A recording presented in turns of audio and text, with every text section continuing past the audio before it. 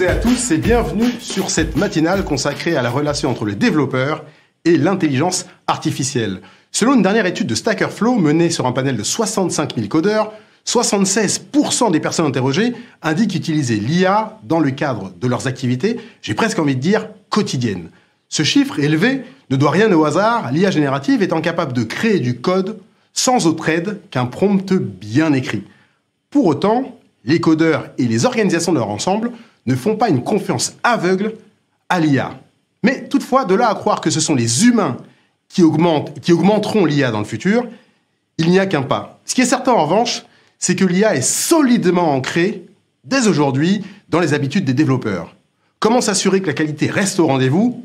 Quels sont les bénéfices de l'utilisation de l'IA ? C'est ce que nous verrons avec nos invités et nos experts. Je vous rappelle que, comme d'habitude, cette émission est interactive, donc n'hésitez pas à poser vos questions en direct. Et on commence maintenant avec notre premier invité.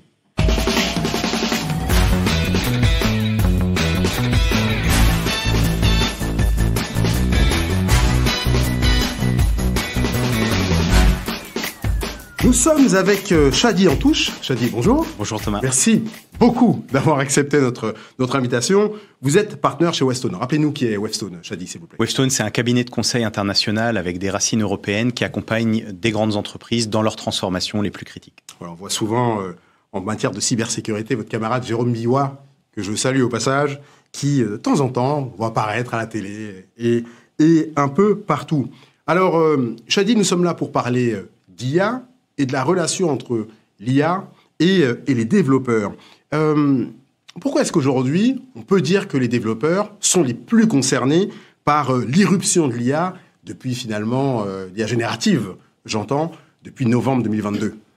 Alors, je ne sais pas si les développeurs sont les plus concernés, mais en tout cas, ils font partie de ces utilisateurs de l'IA générative assez naturels. Et il y a une adoption très rapide et très forte de la part des développeurs de cette techno. Je pense qu'il y a plusieurs raisons. La première et la plus évidente, c'est que les développeurs sont en fait des gens qui ont une compréhension et une appétence pour la technique. Donc, adopter une nouvelle technologie, c'est naturel pour eux. Je pense qu'une autre raison, c'est qu'ils comprennent peut-être mieux que d'autres le fonctionnement de l'IA générative et aussi ses limites. Et donc, ils ont peut-être moins d'appréhension à adopter la technologie. Puis enfin, je pense que les outils d'IA générative sont allés se greffer à un certain nombre d'environnements de développement, aux outils qu'ils utilisent au quotidien. Et donc, ça rend la chose très aisée pour les développeurs.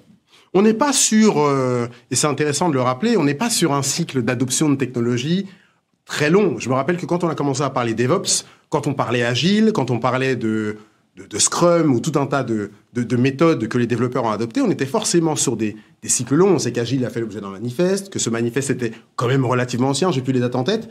Et là, avec l'IA, on se rend compte que cette adoption, pour ce que vous venez de dire, est vraiment très, très, très rapide. Est-ce que, dans les discussions que vous avez pu avoir, vous avez quand même vu des réticences de certains développeurs ? Parce que quand on parle d'adoption, j'imagine que pour les plus jeunes, forcément, c'est aisé. Mais pour les développeurs qui ont un peu de bouteille, d'ailleurs, si vous êtes en ligne et que vous nous regardez et que vous avez un peu de bouteille en tant que développeur, n'hésitez pas à réagir. Est-ce que dans les développeurs même, il y a des rythmes d'adoption ? Je pense que comme pour toutes les technologies, oui, il y a différents rythmes d'adoption. Alors, ce qu'on a constaté, nous, dans des déploiements ou des projets qu'on a menés pour nos clients, c'est pas tellement, je dirais, le niveau de seniorité des développeurs qui influent sur leur adoption. C'est pas ce qu'on a remarqué. Ce qu'on a remarqué, c'est plutôt le type de développeur ou les environnements de développement. Par exemple, je vais dire des développeurs full stack qui donc passent pas mal de temps à développer vont peut-être adopter cette techno plus facilement.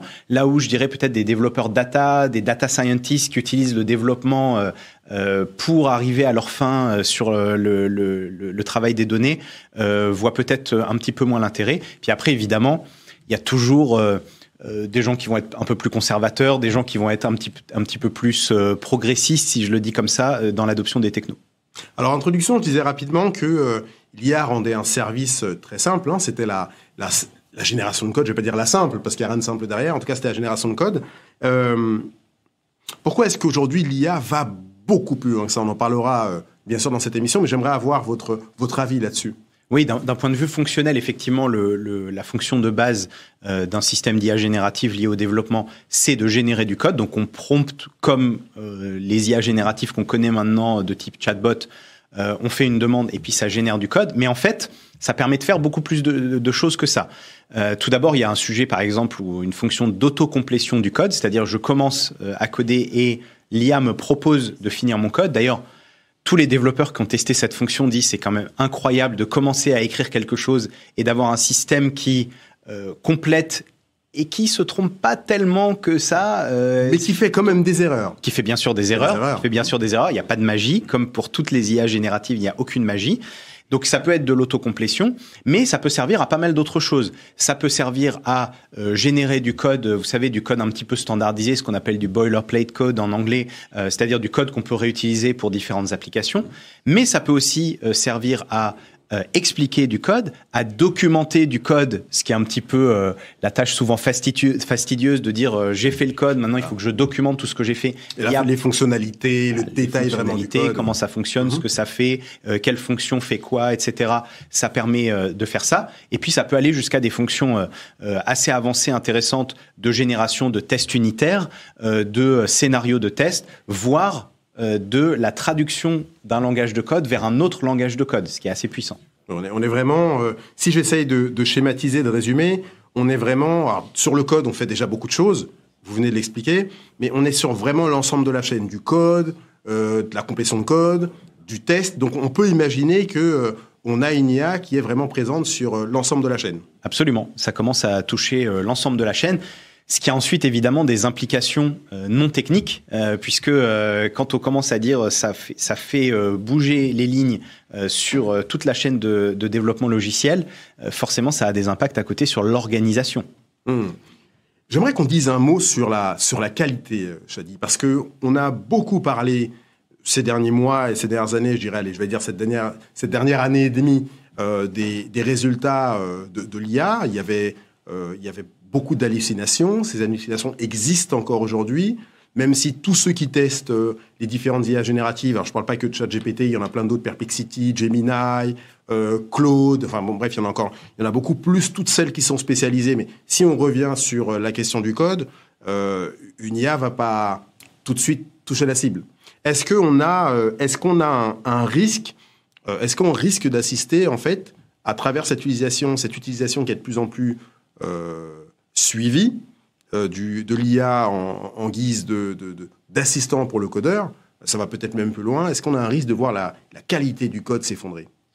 Alors, il y a deux niveaux de réponse. Le premier, c'est que ces systèmes d'IA génératifs pour les développeurs ont exactement les mêmes limites et les mêmes contraintes que les systèmes de type chatbot, c'est-à-dire que c'est bien à l'humain de vérifier ce que l'IA a produit, de ne pas prendre pour argent comptant ce qui a été généré et de ne le voir que comme un outil qui augmente le développeur et pas un remplacement.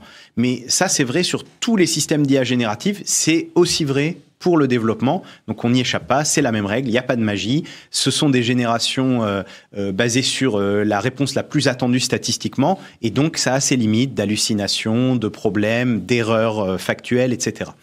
Puis après, il y a une autre question autour de la qualité du code qui est aussi vraie sur les chatbots pour la qualité du contenu. C'est qu'en fait, si on pousse ce système à l'échelle et qu'on dit maintenant tout le monde utilise de l'IA générative pour générer le code, l'IA générative est alimentée par le code généré, elle aussi. Et donc, on a un risque, mais qui est aussi vrai sur les chatbots classiques et les LLM, je dirais, d'interaction classique, d'appauvrissement du contenu, puisqu'en fait, les modèles sont entraînés avec du contenu qui a été généré par des modèles, et donc il va falloir évidemment être attentif à la qualité des données d'entraînement de ces modèles dans le temps. Je suivais une conférence hier qui était intéressante. Il y avait une chercheuse qui expliquait que l'IA générative n'est pas créative.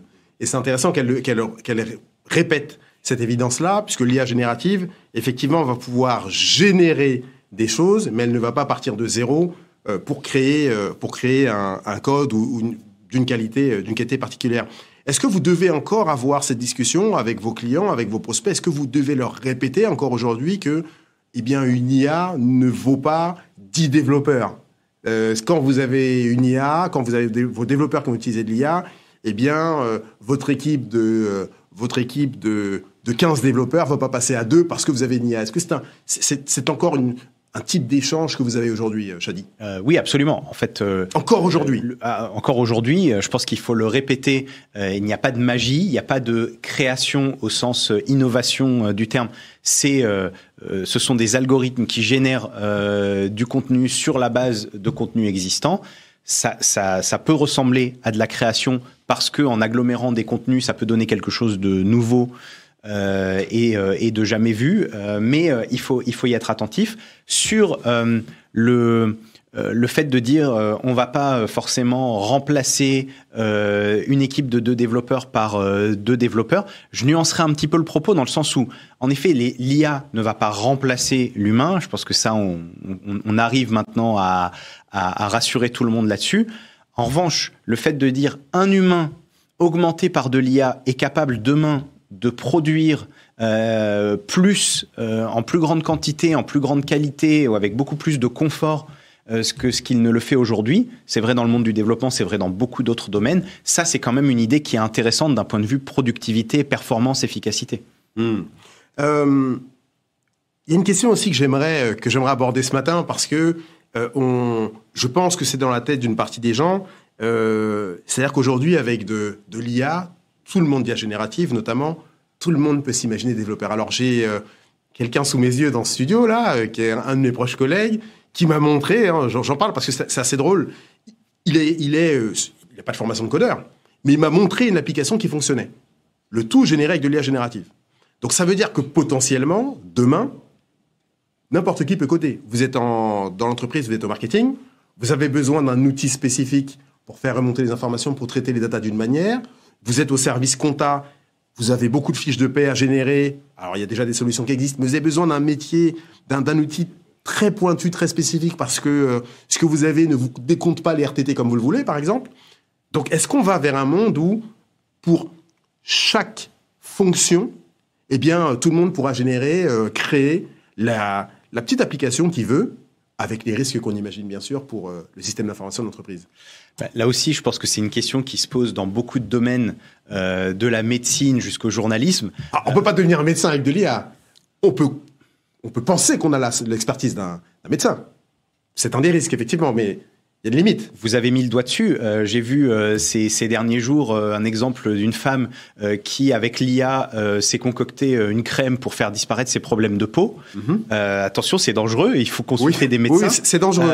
Mesdames, c'est dangereux. Messieurs aussi, c'est dangereux. Mais qui a fait beaucoup de buzz parce que ça a fonctionné là où, après avoir consulté de nombreux médecins, elle n'y arrivait pas. Mais cela mis à part, en fait, la question se pose pour les développeurs comme pour beaucoup d'autres métiers. Alors, je vais en prendre peut-être un moins polémique de journaliste, qui est de dire, est-ce que tout le monde va devenir journaliste? Eh bien, peut-être que ça va remplacer certaines tâches, je dirais, de journalisme à plus faible valeur ajoutée, mais en revanche, ça ne va pas remplacer votre travail, par exemple, de journaliste de recherche, d'investigation, de préparation, d'angle des contenus. Et ça, en fait, tout le monde ne va pas pouvoir s'improviser journaliste ou développeur. Et puis, il y a quand même une autre question qui est que le développement, le travail d'un développeur ne consiste pas seulement à écrire des lignes de code. Il y a de la réflexion sur la manière de penser le code, d'architecturer le code, de maintenir le code dans la durée. Et tout ça, en fait, est un métier. Donc, le métier ne va pas être remplacé en tant que tel. En revanche, est-ce que ça va permettre de démocratiser, peut-être de déléguer des tâches à plus faible valeur ajoutée? Probablement. J'ai une question pour vous en ligne. Chadi, y a-t-il déjà des études d'impact de l'IA générative sur la productivité des développeurs? Absolument. On commence à avoir des premières études qui sortent. Je vous donne quelques chiffres que j'ai en tête sur le sujet. Tout d'abord, il faut savoir qu'un développeur, je pense que l'audience le sait, ne passe pas 100% de son temps à développer. Évidemment, comme nous tous, un développeur, les ABAC disent entre 30 et 40% de son temps est dédié au développement en tant que tel. Parce qu'à côté, un développeur fait des réunions, réfléchit, prépare, etc. Sur ces 30 à 40%, aujourd'hui, dans les retours qu'on a sur des déploiements plutôt à l'échelle, les développeurs estiment qu'ils gagnent entre 5 et 25% de temps de manière régulière, récurrente sur leur temps de développement. Donc vous pouvez faire le calcul, ça amène à effectivement une efficacité substantielle et un temps substantiel gagné en développement. Il y a également un domaine dans lequel l'IA générative peut être très utile, c'est quand on parle de legacy et quand on parle de code ancien, COBOL notamment. Est-ce que l'IA pourra apporter des réponses, sachant que si on prend le cas d'un développeur COBOL, on sait qu'ils sont de plus en plus rares, on sait qu'ils coûtent cher parce que leur expertise est recherchée, notamment par les banques. Je dis les banques et les assurances parce qu'elles ont des legacy assez anciens qui continuent encore à faire tourner des applications critiques et de production quotidienne. Est-ce que dans ce cas-là, l'IA pourrait être utile ? Oui, alors c'est très vrai dans les banques, c'est très vrai pour des systèmes industriels, de défense, etc. L'IA est hyper prometteuse sur ce sujet-là. Le fait de dire j'ai un langage qui est assez ancien, peut-être de moins en moins compris et connu, et je voudrais le traduire dans un langage de programmation plus moderne.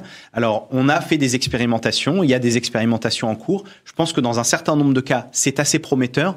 Et je pense qu'il y a deux sujets. Le premier, c'est il faut encore que la technologie mûrisse pour s'assurer que tout ça fonctionne.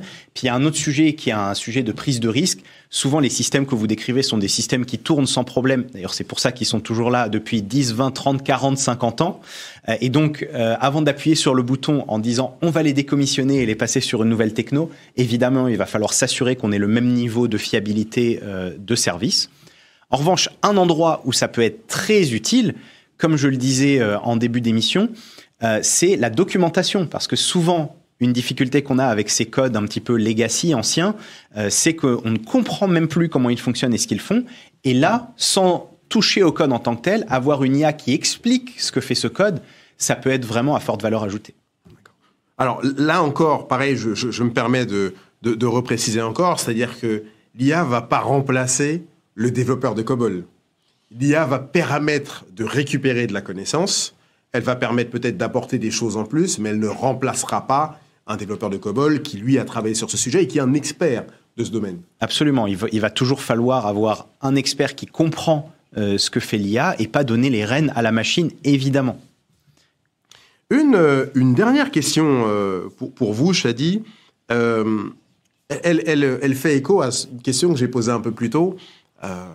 Avec l'IA, on voit de plus en plus se dessiner un monde où la connaissance du code, stricto sensu, sera de moins en moins nécessaire. On va parler un peu plus tard dans cette émission, on parlera aussi de low-code en tant que plateforme, boosté avec de l'IA également, ce qui fait que, encore une fois, là, on va faciliter la tâche aux développeurs avec un niveau d'automatisation supplémentaire.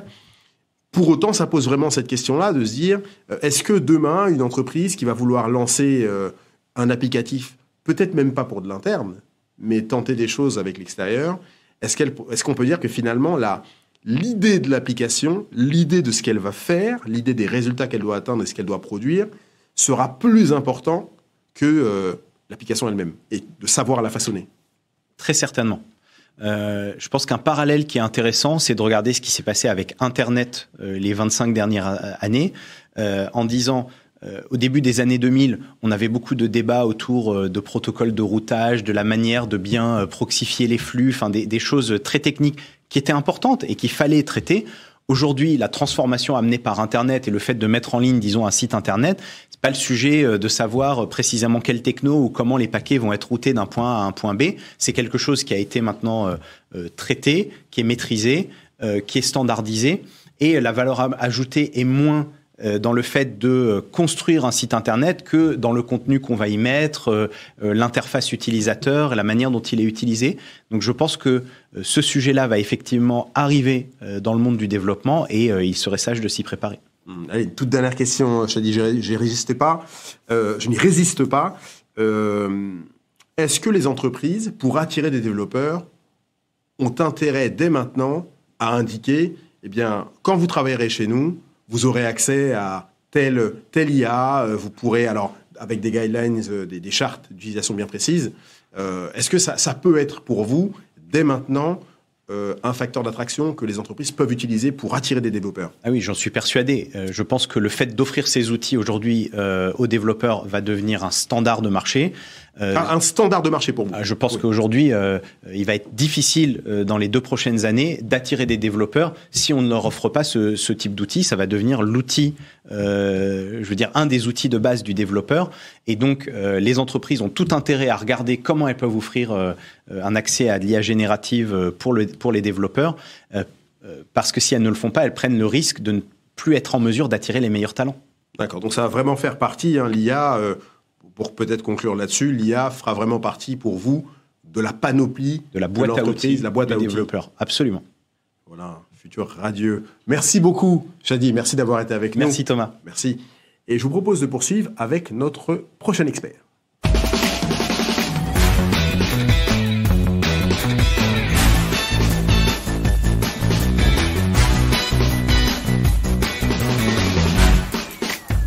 Ça va ? Bonjour Olivier, comment allez-vous ? Bonjour Thomas, j'ai très bien, merci. Voilà. Toujours très heureux de vous retrouver Olivier. Avec grand plaisir, plaisir partagé. Bon, on a commencé cette émission Olivier avec une thématique que vous connaissez bien. On a un tout petit peu parlé de tests et de qualité et j'aimerais qu'on rentre un peu plus dans le détail avec vous. C'est un sujet que vous connaissez bien. Vous êtes venu d'ailleurs plusieurs fois en parler dans cette émission. On va enfoncer le clou, comme on dit. Peut-être la première question que j'ai envie de vous poser, Olivier, c'est celle-ci. Est-ce qu'on est revenu, on a commencé à parler avec Chadi en touche un peu plus tôt, est-ce qu'on est revenu de cette tendance finalement qui anticipait lorsque l'IA générative est arrivée, on lisait ça un peu partout, que c'était la fin des développeurs, on n'aura plus besoin, les bataillons de développeurs, ils vont tous être au chômage, l'IA générative, un claquement de doigts, va faire office de groupe de développeurs. Est-ce qu'on en est revenu et est-ce que finalement... dans les organisations, est-ce qu'on a finalement remis un peu les pieds sur terre par rapport à cette situation ? Alors, je pense et j'espère, sincèrement, que tout le monde garde ça. Oui, parce qu'on ne sait jamais. Mais finalement, quelque part, je trouve que c'est un peu le phénomène classique et standard de toute industrialisation, de toute automatisation, quel que soit le domaine d'activité. À chaque fois qu'il y a une nouveauté qui amène de l'automatisation, de l'aide, tout le monde craint pour son job, pour son travail. Alors que ça peut en créer d'autres. Vous parliez en introduction avec le bon prompt, on peut générer du code. Et je pense que la phrase magique est là, avec le bon prompt. Et du coup, il y a des nouveaux postes qui s'ouvrent sur des prompteurs, etc. Donc, on voit aussi depuis très longtemps, même si ça fait plus d'1 an et demi, 2 ans maintenant, que la GenAI est sortie. Il y a plein de vidéos sur YouTube où des experts en développement disent que ça ne peut pas les remplacer, ça les aide beaucoup, mais ça ne peut pas les remplacer. Après, au-delà de ça, il faut bien garder en tête que l'homme a plein d'idées, le besoin en digitalisation est énorme, donc il y a encore la place pour vraiment tout le monde. Et quelle société aujourd'hui vous dit je suis full en développeur, je n'ai pas besoin de recruter ? J'en connais pas. Non, y compris les plus grandes. En préparant cette émission, j'ai eu l'occasion de parler à différentes organisations et l'un d'entre eux, l'un des responsables de Factory, lorsque je lui ai posé la question, je lui ai dit alors, dans quelle mesure les développeurs utilisent l'IA ? Il a éclaté de rire. Il m'a dit Thomas, vous avez 2 ans de retard. C'est-à-dire que vous n'avez pas compris, donc il me l'a expliqué, tant mieux. Il a fini par me dire qu'en fait, vous devez l'aborder différemment parce qu'aujourd'hui, les développeurs l'utilisent massivement. Oui. La vraie question à se poser, c'est, selon lui, c'est plutôt dans quelle mesure il l'utilise et jusqu'à où il l'utilise dans la pratique. Donc ça, c'était intéressant d'avoir cette vision. La question que je vais vous poser, Olivier, c'est est-ce qu'on peut considérer aujourd'hui que l'IA est peu ou prou devenue finalement le pilier de la trousse à outils du dev ? Très clairement, et très bon terme, c'est un outil. Et il faut vraiment l'aborder comme ça.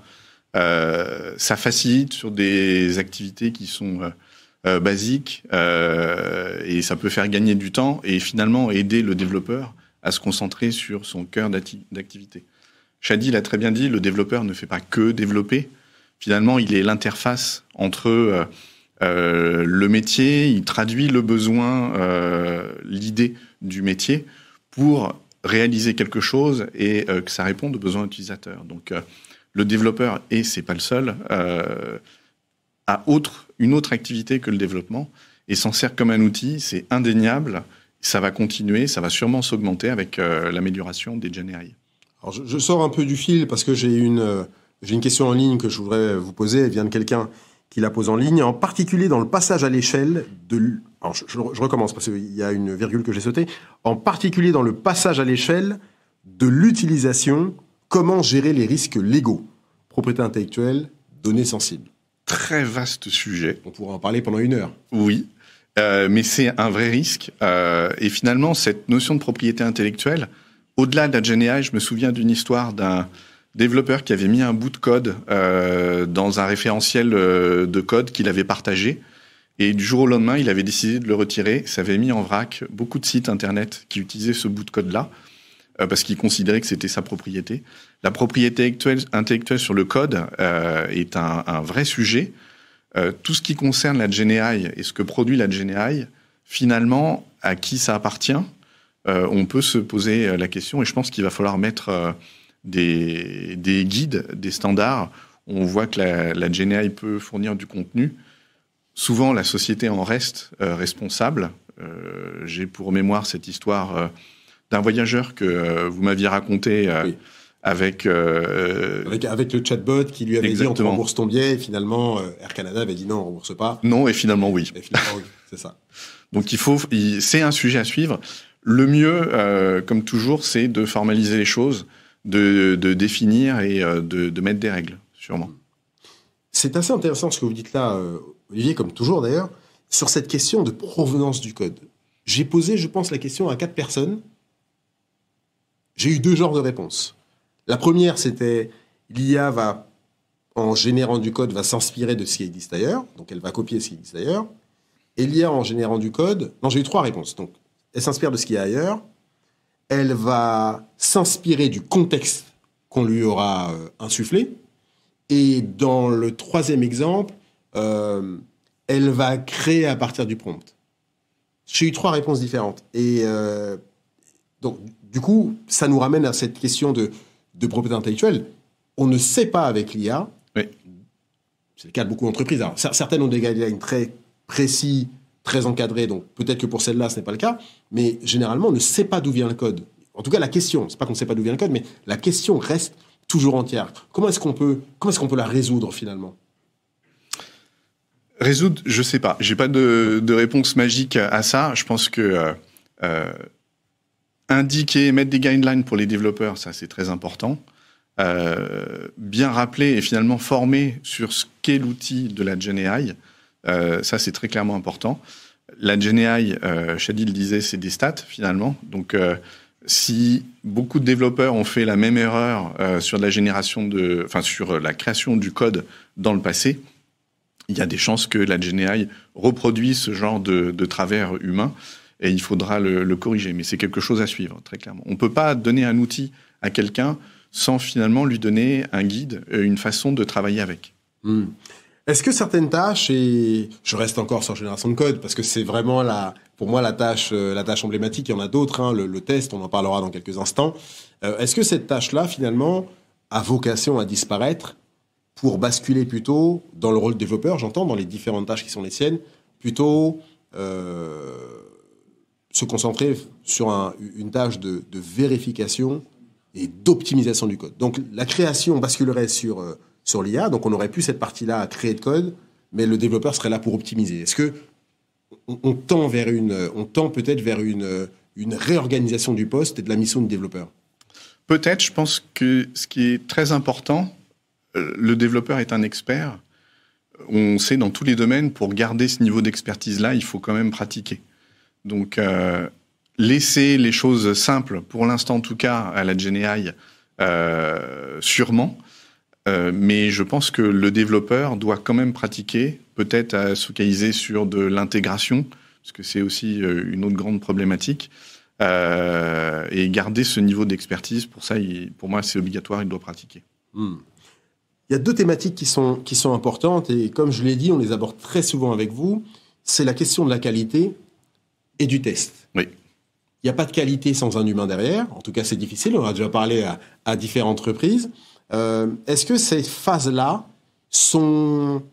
Allez, je vais le dire peut-être de manière un peu crue. Est-ce que ces phases-là sont en danger aujourd'hui ? Est-ce que on est dans une situation où les organisations, allant plus vite, j'ai plus les chiffres que Shadi disait, mais on parlait peut-être de 15-20%, je crois, en termes de temps gagné. Ce sont d'ailleurs des chiffres qu'on retrouve dans différentes études. Est-ce que cette phase-là de qualité et de test dévolue à l'IA risque justement de poser, in fine, des problèmes, si je vais au bout de la chaîne, d'instabilité du code, de manque de sécurité du code? C'est un risque, mais il y a un point que je voulais préciser sur le terme développeur. En fait, le terme développeur est peut-être un peu plus large que ça. Un de nos clients préférés dit souvent « tout développeur est un testeur, tout testeur est un développeur ». Quand on parle de qualité, on pense aussi à de l'automatisation. Et finalement, l'automatisation, c'est du développement. Donc, il faut rester focus sur la qualité, c'est primordial. C'est souvent le parent pauvre, je l'ai déjà dit plein de fois. Et il y a des domaines où, sur pas que du test technique, de la sécurité du code technique, mais sur tout ce qui va être test d'intégration, test de bout en bout, traverser un workflow applicatif, un workflow métier, pour valider que tout fonctionne bien. Ça, c'est des choses sur lesquelles il faut rester focus. On sait, la GenAI, nous, dans certaines de nos solutions, on en implique, et ça fait gagner vraiment beaucoup de temps. Un de nos clients d'Afrique du Sud a gagné 25% de couverture de test en l'utilisant. Uniquement sur la portion du test? Sur toute la couverture de test de ses applications, finalement, en utilisant nos solutions de GenAI, il s'est aperçu que la GenAI lui trouvait 25% de tests en plus qui n'étaient pas couverts actuellement. Donc ça lui sécurise son applicatif avec moins d'humains, et finalement l'expertise, elle reste là quand même en termes d'humains, mais la GenAI va aider à aller plus vite sur cette gestion de la qualité. Alors, j'aimerais qu'on s'arrête sur ce détail que vous venez de mentionner, sur ce que fait votre solution. C'est-à-dire qu'aujourd'hui, on a une solution, vous l'avez dit, qui permet de détecter en gros 25% de tests supplémentaires par rapport à ce qu'aurait vu un humain. La question que j'ai envie de vous poser, comment votre solution est-elle entraînée pour être en mesure de se dire, voilà les tests qui vont être pertinents dans le cadre de ce client et dans le cadre de contexte de ce code? Comme il analyse tout le contexte qui est déjà contenu dans nos solutions, et souvent quand les applicatifs sont très importants, il y a énormément de données. Là où la puissance de n'importe quel LLM est vraiment intéressante, c'est dans l'analyse des données existantes. Donc comme il couvre tout le domaine, il analyse tout le spectre des informations qui sont contenues, il arrive à trouver les trous dans la raquette qui parfois sont détectés en production. Donc ça, c'est un des éléments majeurs. Ce qui est aussi intéressant, c'est que finalement, la GenAI, c'est un nouvel assistant, un autre assistant dans l'équipe des tests. Et parfois, il pense out of the box, comme on dit en anglais, donc avec une autre façon, et découvre des tests qui n'étaient pas prévus ou imaginés ou pas intuitifs pour les équipes de test.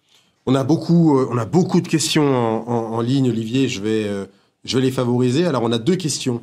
Je vais prendre celle d'avant qui parle d'espionnage industriel. Alors, on n'est pas là pour parler d'intelligence économique, mais vous pouvez peut-être donner un avis. A-t-on des chiffres sur l'espionnage industriel favorisé, je dirais, entre guillemets, par l'IA générative? Alors, au-delà de ça, je pense que cette question, elle est encore liée à la propriété intellectuelle. C'est-à-dire que, est-ce que quand on utilise de l'IA générative, et je reformule la question, comment est-ce qu'on circonscrit le risque de retrouver finalement un bout de code ultra critique, des données spécifiques dans la nature? Alors, je ne sais pas si c'est vraiment le bout de code.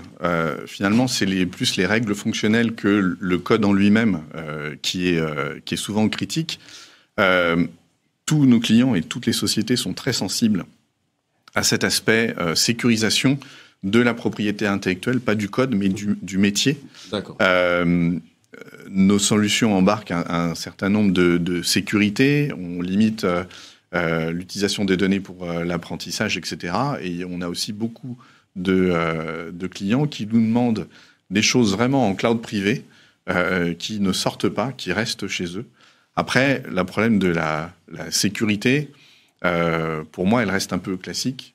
En sécurité, le maillon faible a très souvent été l'être humain. Et c'est peut-être une piste qu'il faut quand même garder en tête.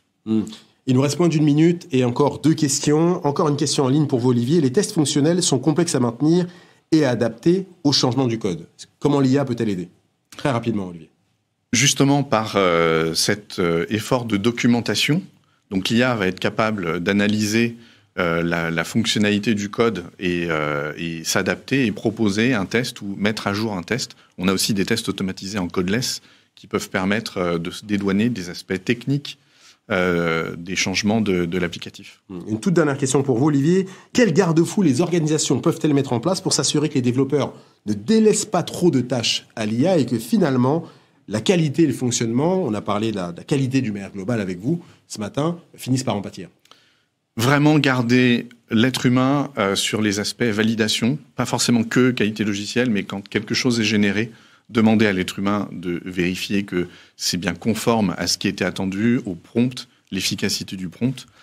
Et aussi, pour moi, se concentrer sur tout ce qui va être test d'intégration, test de bout en bout. C'est des choses qui sont souvent ignorées. On a l'effet pastèque et silotage des applications. Donc, pour chaque application, tout est vert. Et quand on met tout en marche, on s'aperçoit que, bizarrement, il y a des choses qui explosent un petit peu. Donc il faut finalement changer de focus, ne plus rester que sur le test unitaire, le test fonctionnel, mais élargir le spectre des tests à réaliser pour maintenir la qualité. Je prends une dernière question en ligne quand même, parce qu'elle s'adresse à vous. Il y a 2 questions. Alors, l'un d'entre nous a dit, et je pense que c'est vous, analyse des données existantes. D'où viennent ces données? Les données existantes qui sont stockées dans les solutions sur le référentiel de test, le référentiel d'exigence, Epic Feature User Story et même les defects. Code généré contre normes. Alors là, j'ai du mal, peut-être si j'essaye de traduire, c'est qu'est-ce qui doit être le plus important, qu'est-ce qu'on doit considérer plus important entre le code généré et les normes. Par exemple, Mistral dans l'automobile. Pointu. Très pointu, un peu en dehors. Le code généré doit appliquer certaines normes. C'est peut-être un travail sur le prompt de demander à ce que la génération du code respecte des frameworks, les frameworks d'entreprise, les frameworks réglementaires, qu'on soit... il y a Dora Finance qui va être appliqué le 17 janvier. Quand on est dans la pharma, dans l'automobile, il y a des choses à respecter et je pense qu'il faut implémenter ces critères-là dans le prompt pour générer du code.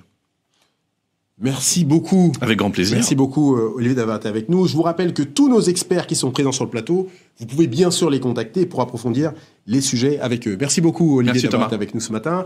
Je vous propose de continuer notre émission. Et cette fois-ci, on va parler de plateforme et réfléchir ensemble avec notre prochain invité sur quelle plateforme on peut utiliser, on peut s'appuyer pour développer son applicatif. Merci beaucoup.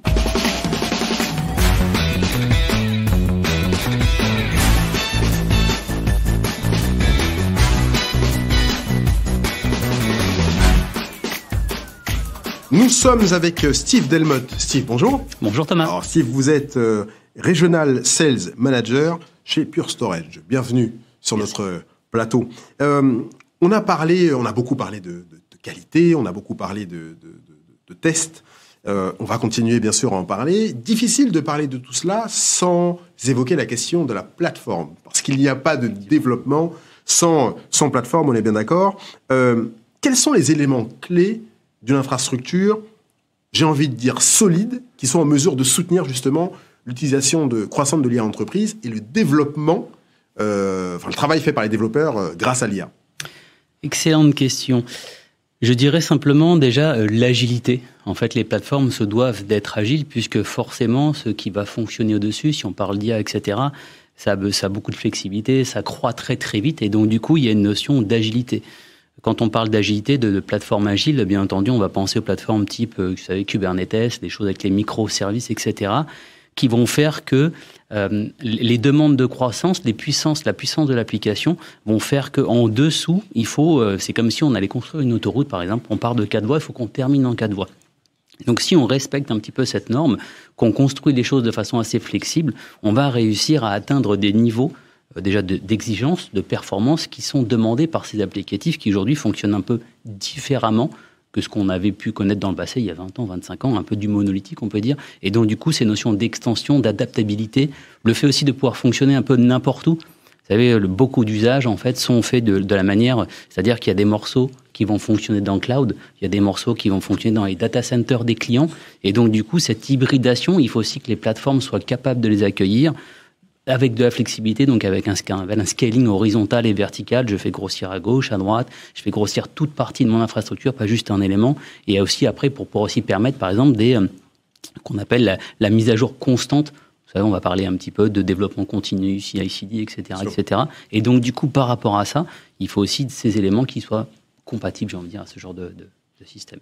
Vous avez parlé d'agilité, Steve. Est-ce qu'aujourd'hui, l'agilité fournie par les hyperscalers, qu'on connaît tous, est-ce qu'elle est absolument nécessaire ou est-ce que, pour certains besoins, est-ce qu'on peut penser, en tout cas, possible de s'appuyer sur des solutions complètement on-premise pour les organisations, disons, les plus frileuses et les plus conservatrices? Alors, il y a beaucoup de choses là-dedans. Il y a des organisations frileuses et conservatrices. Il y a aussi les réglementations. Il y a du business qui a vocation à être dans le cloud.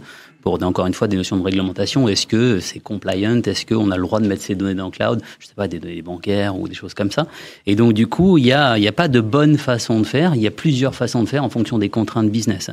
Et donc, du coup, les hyperscalers offrent des services intéressants, une mise en œuvre assez rapide. Vous savez, c'est un peu as a service. Je clique, j'ai quelque chose. Et ça peut être intéressant pour tout ce qui est développement, on va dire, innovation. J'ai besoin de quelque chose maintenant. Peut-être que mes infrastructures aujourd'hui on-prem ont des solutions, mais pas encore au niveau ou alors des services très typiques qu'offrent les hyperscalers. Et donc, du coup, je vais plus me porter sur un hyperscaler. Et de l'autre côté, on a aussi des développements plus continus, plus vastes, plus larges, si on va parler de données confidentielles encore, des choses comme ça, ou des développements de modèles qu'on n'a pas envie de partager, par exemple, la propriété intellectuelle. Et donc, du coup, implémenter ce type de solution dans nos data centers, ça fait aussi tout à fait sens. Des solutions sur le marché pour le faire à titre identique que ce que font les hyperscalers, il y en a, bien entendu. Après, c'est juste une notion de comment je gère ces plateformes-là. Est-ce que j'ai aussi tout à l'heure, on parlait beaucoup de développeurs. Donc, est-ce que j'ai, si on parle un petit peu à l'arrière du développeur, on va dire le développeur, c'est ce qu'il y a devant, il développe l'application. Mais derrière, on a aussi, on va dire, les développeurs d'infrastructures. Et donc, du coup, ces personnes-là, est-ce qu'elles sont aussi capables de construire ce type d'infrastructure qui va être capable d'accueillir et de rendre les mêmes services qu'on va aller chercher chez les hyperscalers? Steve, j'ai une question pour vous en ligne. Quelle plateforme utiliser pour raffiner un modèle, faire du RAG ou entraîner un modèle? Alors, vous savez, le RAG, alors on peut parler aussi beaucoup de propriétés graphiques, choses comme ça, avec des cartes graphiques derrière. Ce qu'il faut, c'est que généralement, ce type de modèles sont appelés à grossir très, très, très, très vite. Et donc, généralement, on a envie de dire la bonne plateforme, le bon socle, ce sont des environnements Kubernetes. Pourquoi? Puisque ce type de besoin, généralement, il va faire suite à un applicatif qui va aller faire de l'analytique ou bref, plein de choses diverses. Et encore une fois, on va avoir besoin de croissance qui peuvent être des fois exponentielles, des fois mesurées. Mais en tout cas, on a besoin d'un modèle qui soit ce qu'on appelle aussi cloud natif, donc qui soit capable de grossir n'importe où, n'importe quand, avec les modèles de mise à jour, etc., qui vont avec. Donc une plateforme Kubernetes, ça me paraît un très bon choix. C'est la bonne vision. Je reviens sur ce que vous disiez un peu plus tôt, Steve, lorsque vous disiez que des applications, et suivant les besoins, eh bien, elles vont grossir verticalement, horizontalement, bien sûr. Si je prends le cas d'une entreprise qui va développer des outils métiers pour elle va, avec de l'IA, elle va aller plus vite, elle va ajouter les fonctionnalités. Donc ça, c'est pour l'interne. Et puis il y a également vers l'externe, vers les partenaires, vers les clients. Dans quelle mesure votre solution, votre plateforme, permet-elle de répondre aux besoins d'entreprises qui, finalement, grâce à l'IA, eh bien, vont développer beaucoup plus vite, vont développer des fonctionnalités beaucoup plus rapidement et en plus grand nombre? Alors avec Portworx, la grosse innovation, on va dire entre parenthèses, c'est nous, on va s'intéresser à la donnée de l'applicatif. Et comme vous venez de le dire, comment je fais pour présenter ma donnée d'un environnement A ou un environnement B, un back-end ou un front-end, donc en interne ou à l'externe. Donc du coup, à un moment, il faut tout ce qu'on appelle des mécanismes de réplication, de protection de la donnée, etc. etc. Protection, pourquoi ? Parce qu'on sait toujours qu'une donnée, quand elle est disponible depuis l'externe, il faut quelques protections complémentaires plutôt de l'interne. Il faut aussi des mécanismes de réplication, puisque naturellement, ça va être des environnements qui vont être différents, donc il faut que je protège mon application pour qu'elle soit disponible n'importe où, n'importe quand, de façon à ce que éviter tout type de perte, etc. Et donc du coup, nous, on va agir. Le maître mot de la solution, c'est un petit peu le data management plane de ce type de solution. Donc, on va venir protéger, enrichir, rendre ces données, ce qu'on appelle ça enterprise grade, donc avec les fonctionnalités qu'attendent les entreprises. Donc, du coup, tout ce qui est notion de résilience, étalage de mes données, comment je fais pour les copier à gauche, à droite, je les chiffre, je les protège contre les ransomware et autres types de cas d'usage. Comment votre système gère-t-il, comment votre solution gère-t-elle la grande diversité des plateformes aujourd'hui qu'on constate en entreprise? On est en multi-cloud, on est en hybride, on développe aussi en multi-cloud et en hybride, on développe aussi sur site. Comment est-ce que, c'est un peu un prolongement de la question que j'ai posée un peu plus tôt, comment est-ce que vous permettez à l'entreprise de poursuivre son élan vers le cloud, du moins vers la diversité des plateformes, la diversification des plateformes? Comment est-ce que vous leur permettez justement de conserver un socle solide, technique, pour faire en sorte que cette diversification réussisse? Alors, avec notre solution, on s'inscrit dans le temps. C'est-à-dire qu'on va faire en sorte de faire un pacte un petit peu avec les clients, de façon à ce qu'aujourd'hui, les clients ont des choix technologiques, ils en avaient aussi hier, peut-être qu'ils sont différents. Il y aura aussi d'autres choix demain et ils seront sûrement aussi différents. Donc l'idée globalement de la solution, c'est de s'assurer que les applicatifs peuvent fonctionner, peu importe le type de plateforme ou de choix de plateforme Kubernetes qu'il y aura en dessous. Donc ce qui veut dire notre maître mot, l'ADN en fait de Portworx, c'est l'agnosticité.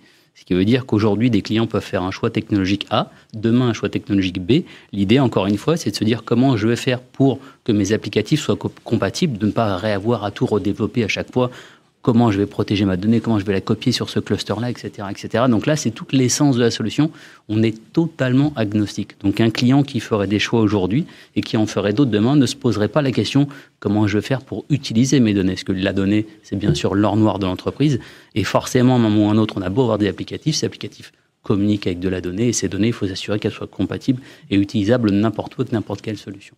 Une toute dernière question qui nous vient d'une des personnes qui nous regardent. Quid de la gestion des coûts des plateformes dont les besoins seraient, j'ai presque envie de dire seront, exponentiels? C'est une très bonne remarque. Alors bien entendu, pour ça, il faut ce qu'on appelle un modèle de licence relativement adapté aussi à ce modèle. Donc c'est-à-dire qu'il y a plusieurs façons de faire. Vous savez, des fois on se dit, tiens, on va créer des grosses plateformes et des grosses machines, on va consolider un maximum. Il y en a plutôt qui sont... À l'opposé de ça, je fais plein de petites machines, comme ça je répartis la charge, etc., etc. Mais in fine, derrière tout ça, pour rester cost-effective, il faut aussi un modèle qui soit transportable vers le cloud et on-prem, donc avec une unité de mesure aussi commune. Et plus c'est simple, plus c'est prédictif. Bien entendu, si on commence à dire, écoutez, il y a 4, 5, 6 métriques pour gérer le coût opérationnel et même le coût en licence de ces plateformes, ça devient ingérable. C'est aussi la vraie différence entre le on-prem et dans le cloud. Dans le cloud, c'est beaucoup d'offres tiroirs, c'est beaucoup de microservices à gauche, à droite, qui vont à la fin se cumuler et faire un coût total. Et bien souvent, on peut avoir des surprises avec l'utilisation 24/24, 7/7. Alors que on-prem, les clients ont des coûts plutôt fixes. Je construis une infrastructure, pour parler très simplement, donc une plateforme Kubernetes qui va contenir, disons, 10 serveurs, j'ai besoin de 10 licences. Si demain, ça fait x2, je multiplie par 2, donc du coup, j'arrive à gérer, prédire un petit peu mes coûts, et potentiellement aussi le fait qu'on ait une façon de licencier, on va dire, au serveur. Si jamais on veut aussi réduire les coûts, on va consolider davantage. Si on a plutôt on va dire, à l'opposé, envie de faire plein de petites choses, on peut aussi avoir des notions de licence adaptées, bien entendu, à ces cas d'usage. Allez, une toute dernière question pour vous, Steve. Comment protéger ces données? Vous avez commencé déjà à y répondre tout à l'heure.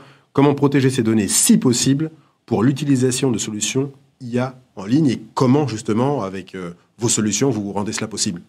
Alors, le fait, encore une fois, de pouvoir prendre la donnée, l'exporter en dehors de l'applicatif elle-même, puisque on sait tous qu'un applicatif, à un moment ou un autre, pour X raisons, si jamais, je ne sais pas, il se fait attaquer par un pirate, par exemple, on pourrait perdre les données. Donc, le premier des points, c'est quand j'ai mes données dans un centre A, l'exporter sur un autre centre. Après, il y a d'autres mécanismes aussi qui existent. Par exemple, on va protéger les données avec des mécanismes de version. Vous savez, la donnée qui devient immuable. Donc, on met des mécanismes sur un fichier, par exemple, et on empêche que ce fichier soit modifié. Le fait de l'extraire sur un autre site fait aussi potentiellement, ça fait un peu l'aspect d'un bunker. C'est-à-dire, on va mettre nos données ailleurs.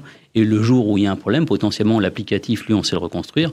La donnée, peut-être, qui a été corrompue sur le site actif, et on pourrait aller la récupérer sur notre site. Et donc, du coup, encore une fois, notre outil permet d'aller prendre de la donnée, de l'extraire, de l'importer d'une plateforme A vers une plateforme B. Cette plateforme A, aujourd'hui, pourrait être on-prem. Jamais j'ai un problème on-prem, je pourrais potentiellement repartir demain dans le cloud. J'ai juste à réinsérer mes données et reconstruire l'application à la volée. C'est un peu aussi l'essence de Kubernetes. Et donc, du coup, l'idée, globalement, c'est de dire comment je protège, comment je réplique et comment je réimporte toutes ces données, dont des notions de protection, de backup, etc. Merci beaucoup. Merci d'avoir été avec nous, Steve. On continue notre émission juste après cette pub.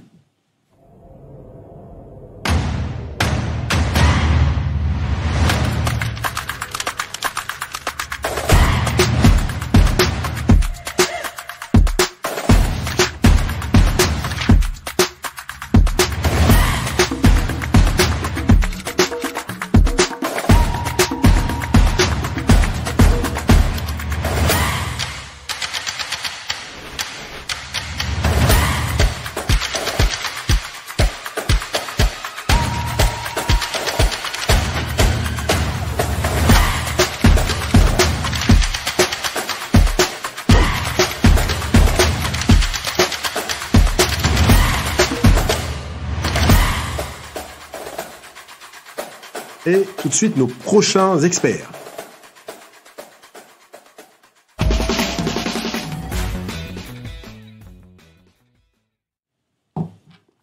Alors, nous allons bien sûr continuer notre réflexion sur l'IA ce matin. Et j'aimerais parler avec nos deux invités de blocage. Parce qu'il y a encore peut-être des blocages qui existent, mais heureusement, il y a des solutions. Et pour répondre à ces questions, je suis avec Édouard Guérin. Édouard, bonjour. Bonjour. Édouard, vous êtes solution architecte chez OutSystems. Vous allez nous rappeler qui est OutSystems. Et nous sommes avec Paulo Moreira. Paulo, bonjour. Bonjour. Alors, Paulo, vous êtes architecte MVP chez Inetum. Édouard, rappelez-nous qui est OutSystems. Oui, OutSystems, c'est un éditeur de logiciels, un spécialiste du low-code depuis plus de 20 ans, société portugaise européenne, et donc leader aussi sur son secteur aujourd'hui. Un mot sur Inetum, si on connaît quand même. Alors, c'est une société de services ici en France, une grosse société. On est plus de 28 000 au monde, et donc on est bien partenaire d'OutSystems et on bosse ensemble pour trouver et pour délivrer toujours les meilleures solutions. Une première question, quel est l'état d'esprit des entreprises aujourd'hui avec lesquelles vous discutez et notamment, c'est intéressant parce que vous êtes un acteur majeur du low-code, on sait qu'il y a déjà une grande dose d'automatisation. On sait que beaucoup d'entreprises ont démarré sur ce point-là il y a maintenant quelques années, mais l'IA va un cran plus loin quand même. Quel est l'état d'esprit des organisations avec lesquelles vous discutez, Édouard et puis Paulo? En fait, l'état d'esprit, il est simple, il y a un enthousiasme très fort dans tous les secteurs. C'est-à-dire qu'à OutSystems, nous, on travaille dans tous les secteurs de l'industrie. Ça peut être l'assurance, la banque, la grande distribution, les gouvernements, etc., etc. Et il y a un engouement très fort parce que les bénéfices attendus sont aussi très forts. C'est-à-dire que tout le monde en entend parler avec l'avènement de ChatGPT, j'ai envie de dire pour le grand public, mais dans le monde de l'entreprise, ça s'est traduit par des besoins et des cas d'usage très spécifiques avec des attentes très fortes. Donc il y a un enthousiasme énorme aujourd'hui. Paulo, comment vous le... Alors, je pense que l'état d'esprit il est plutôt positif, mais par contre, on a deux états d'esprit qui sont, entre guillemets, un peu opposés. Donc, d'un côté, on a un enthousiasme pour l'adoption de l'IA, pour améliorer la qualité de services et des produits proposés à tous les clients de l'entreprise. Mais de l'autre côté, on a quelques préoccupations. Notamment, est-ce que mes données ils sont sécures? Est-ce que la confidentialité elle est toujours là? Donc on a ces deux états d'esprit qui sont vraiment un peu opposés, mais je pense que globalement il est positif.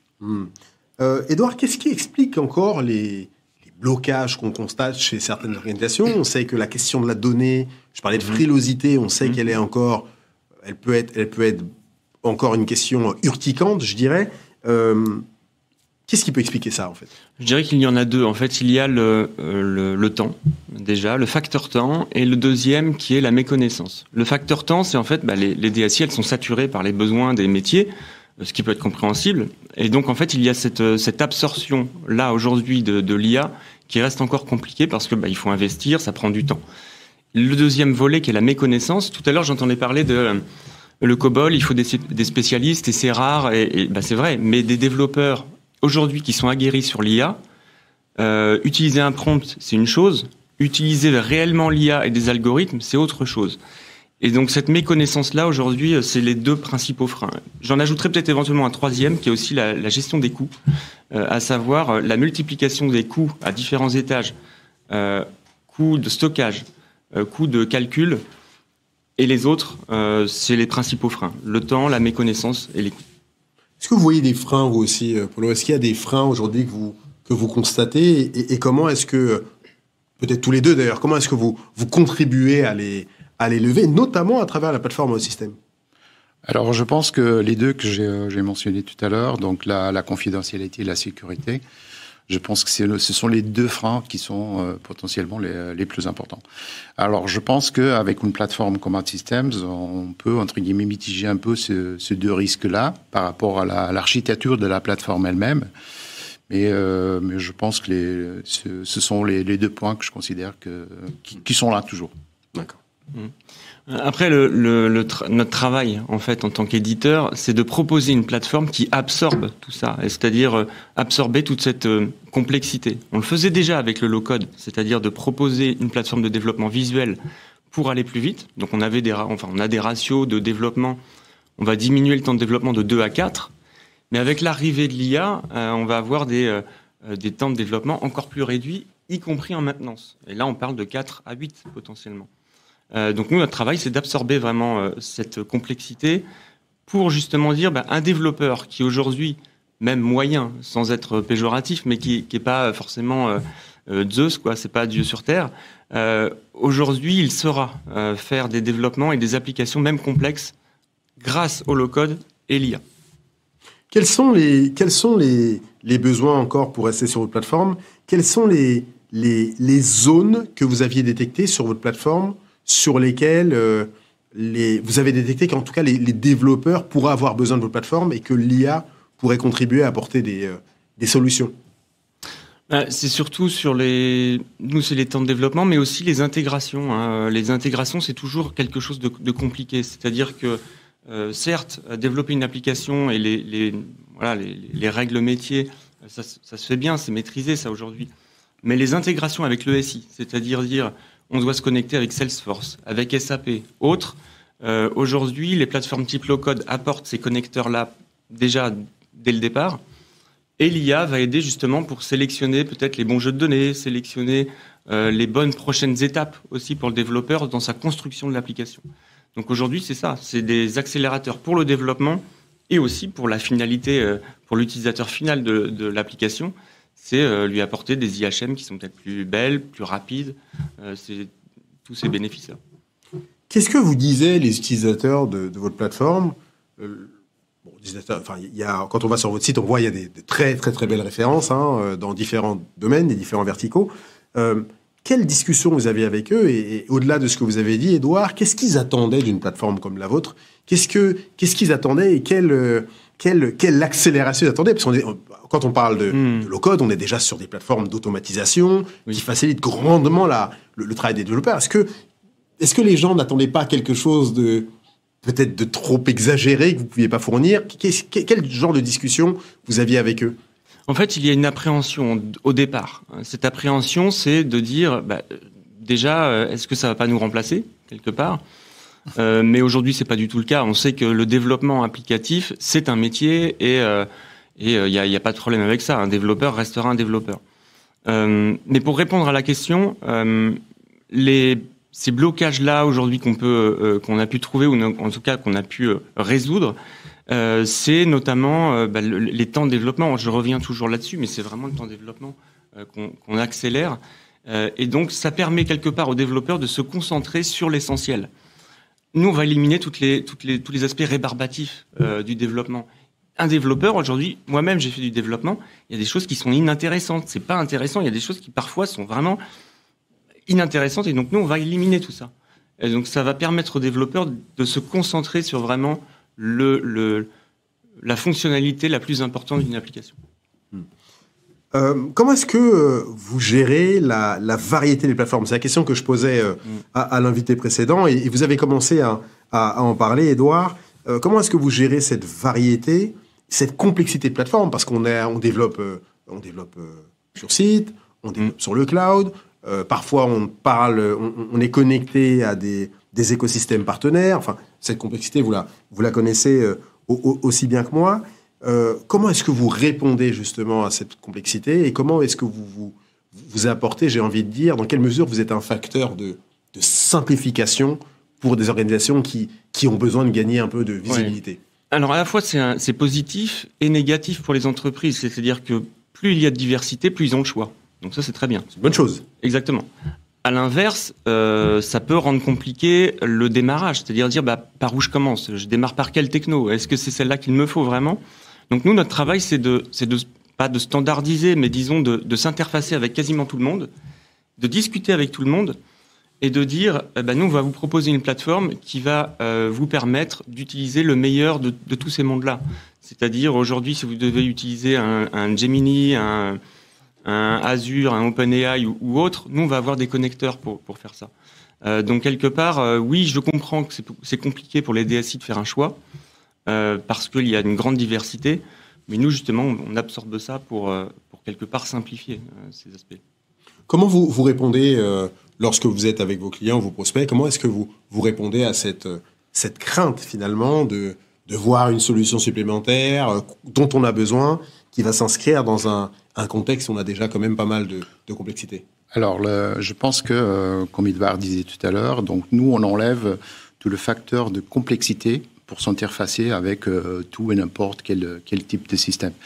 Et donc ça va se traduire en termes de rapidité, d'accélération pour l'implémentation d'une certaine solution. Et c'est là où on apporte vraiment de la valeur. Donc c'est la façon de simplifier tous ces types de connexions et d'intervenir sur un écosystème de solutions qui existe déjà sur place. Et si on enlève la complexité de la route, ça sera beaucoup plus rapide d'arriver. Une question nouvelle question sur la qualité. Vous l'avez dit, le travail et la mission principale rendue par votre plateforme, c'est qu'elle fait gagner du temps. Il y a beaucoup de choses qui sont automatisées avec votre solution. Donc, le dev gagne du temps. L'IA lui permet, l'IA générative, d'en gagner un peu plus, tel qu'intégré en tout cas dans votre plateforme. Quelle garantie de qualité vous proposez à des organisations qui se disent on va plus vite certes, mais je veux aller plus vite, mais sans risque? Alors le low code ne veut pas dire low quality, déjà. Bien de le préciser. Exactement. Et en fait, il y a des garde-fous. C'est-à-dire que l'IA va générer... D'ailleurs, j'ai entendu dans les précédents intervenants, on parlait beaucoup de génération de code. L'IA qui génère du code. Mais en fait, nous, on n'en est pas là. C'est-à-dire que générer du code, très bien, mais pourquoi faire? Après, il faut l'intégrer avec le reste de la chaîne, CI/CD, etc., etc. Nous, on parle de générer une application. Déjà, c'est pas tout à fait la même chose. Et deuxièmement, pour reprendre cette question-là de qualité, l'IA va générer de base, on va dire, du code de qualité parce qu'on l'a réfléchi au départ. C'est-à-dire qu'on a déjà des référentiels de code existants avec des codes de qualité qui ont été sélectionnés. Ça, c'est le premier point. Et le deuxième point, c'est après, quand le développeur reprend le contrôle en disant c'est un peu plus compliqué que ça, il faut rajouter encore des couches de développement. Ces couches de développement-là, on a une autre IA, c'est-à-dire qu'on a l'IA qui génère le code et une autre IA qui va contrôler ce code-là, qui va tout simplement appliquer les bonnes pratiques. Donc on a déjà par exemple l'OWASP, qui est une fondation open source qui a émis un certain nombre de règles, de bonnes pratiques sur la sécurité des applications. Et là je parle que de sécurité, mais on pourrait parler de performance ou autre. En fait, on a implémenté des modèles d'IA qui respectent ces règles-là. Et donc, en fait, on a un garde-fou qui permet de dire est-ce que le code, là, il est vraiment de bonne qualité? Est-ce qu'il n'y a pas des écrans qui sont anonymes? Est-ce qu'il n'y a pas des API qui sont anonymes? Est-ce qu'il n'y a pas de l'injection SQL? Ou je peux rentrer dans les détails, mais c'est peut-être pas l'objectif. Mais c'est ça, c'est-à-dire qu'il y a la génération du code qui est déjà de base de qualité, et par-dessus, des outils de garde-fous, en fait, qui existent aussi. Et donc ça, c'est natif à la solution, j'ai envie de dire. Une toute dernière question pour vous deux, messieurs. Pour résumer un peu ce qu'on s'est dit, on a aujourd'hui des gens qui utilisent votre plateforme, hein, que vous êtes partenaire, on a des gens qui l'utilisent. Est-ce qu'on peut rappeler les bénéfices principaux que l'IA apporte et en tout cas, ceux qui sont pas, par exemple, qui nous regardent et qui se disent le low-code, j'avais quelques doutes, peut-être qu'avec l'IA, je vais sauter le pas, avec de l'IA générative. Quels sont les principaux bénéfices que vous pouvez nous rappeler ? En fait, on va parler de cas d'usage, mais concrètement, là, notre plateforme, la OutSystem, on va sortir en début d'année 2025 une solution qui va permettre à des métiers, des gens qui viennent pas du développement, de créer des applications à partir d'un prompt. Et j'insiste sur le terme créer une application, pas générer du code. Vraiment créer une application, c'est-à-dire des écrans, des modèles de données, des règles métiers et vraiment l'application globale. Ça ne veut pas dire que l'application finale sera directement mise en production. C'est pas ça ce que je suis en train de dire. Je suis en train de dire, en fait, ça va accélérer les métiers pour créer, on va dire, une maquette, un prototype.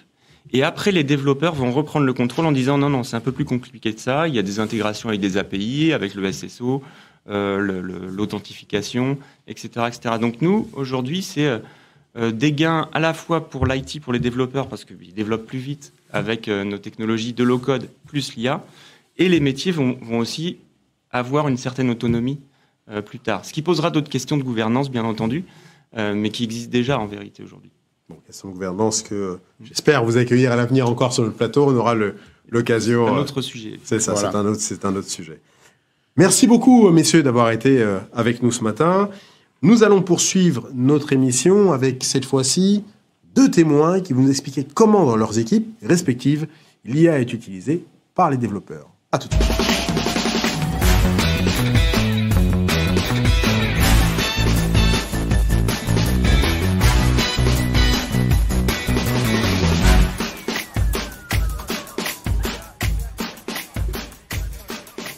Alors, nous sommes avec nos 2 témoins et on va finir l'émission. Alors, on a beaucoup parlé de vous, messieurs, on a beaucoup parlé de ce qui se passait dans vos équipes et on va pouvoir rentrer dans le détail avec vous. Nous sommes avec Cyril Taubeau. Cyril, bonjour. Bonjour. Merci d'avoir accepté notre invitation. Vous êtes Head of Architecture chez 24 Sèvres. Rappelez-nous qui est 24 Sèvres. Donc, c'est une maison du groupe LVMH. C'est une plateforme e-commerce, mode, luxe et beauté. Et nous sommes également avec Moutia Katiri. Moutia, bonjour. Bonjour. Alors Moutia, vous êtes, merci de l'avoir accepté. Vous êtes CTO chez L'Oréal Beauty Tech. Rappelez-nous qui est. Alors L'Oréal. Exactement. Oui, on connaît un tout petit peu, mais peut-être votre organisation précisément. Alors plus précisément, la Beauty Tech, en fait, c'est pas tellement une organisation, c'est plutôt un programme de transformation qui visait à transformer l'IT de L'Oréal de l'intérieur. Et dans le cadre de ce programme-là, il s'avère aussi qu'il y a eu des équipes qui s'appellent les Tech Accélérateurs qui ont été créées, sorte de start-up interne, et je suis le CTO de ces équipes-là plutôt. Alors, j'ai des questions pour vous, vous imaginez, messieurs. J'ai même pas encore commencé qu'elles commencent déjà à déferler. Bon, place aux questions du public. Et alors, je vais commencer par celle-là et servira d'introduction. Les plateformes des intervenants, donc, utilisées chez vous, messieurs, sont-elles des IA connues et customisées pour vos besoins? Allez, Moutia et puis Cyril. Rapidement, parce qu'on a quand même beaucoup de choses à se dire. Alors, tout dépend du besoin, j'ai envie de dire. Quand on a des besoins qui sont très spécifiques, qui nécessitent une sorte de fine-tuning des modèles, donc oui, on va prendre la peine de faire une certaine personnalisation. Mais sinon, pour ce que vous disiez par exemple au début de l'émission, c'est plutôt des modèles sur étagère qu'on va utiliser pour des tâches du quotidien. Donc la majorité, c'est plutôt des IA qui sont sur étagère. Et l'exception, c'est quand on va fine-tuner ou entraîner des modèles pour des besoins spécifiques. Oui, tout à fait. C'est un peu la même logique. Effectivement, on va pas réinventer la roue pour des tâches qui sont assez classiques et génériques. On va plutôt utiliser des choses sur étagère, sauf cas effectivement très spécifiques. Allez, on rentre maintenant dans le vif du sujet, les choses que j'avais prévues pour vous, les questions que j'avais prévues pour vous. Comment les développeurs utilisent-ils l'IA chez vous, et j'ai envie de dire et de préciser à quelle fréquence? Cyril et puis Moutia.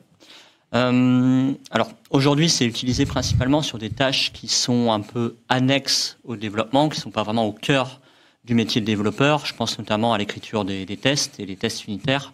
C'est une tâche qui est généralement dévolue aux développeurs, mais qui est vue comme une tâche de faible valeur ajoutée, qui est rébarbative. Et c'est une tâche qui n'est pas complexe, mais qui est compliquée, qui prend du temps. Parce que les tests unitaires, il ne faut pas juste les écrire une fois, il faut aussi les maintenir avec l'évolution du code.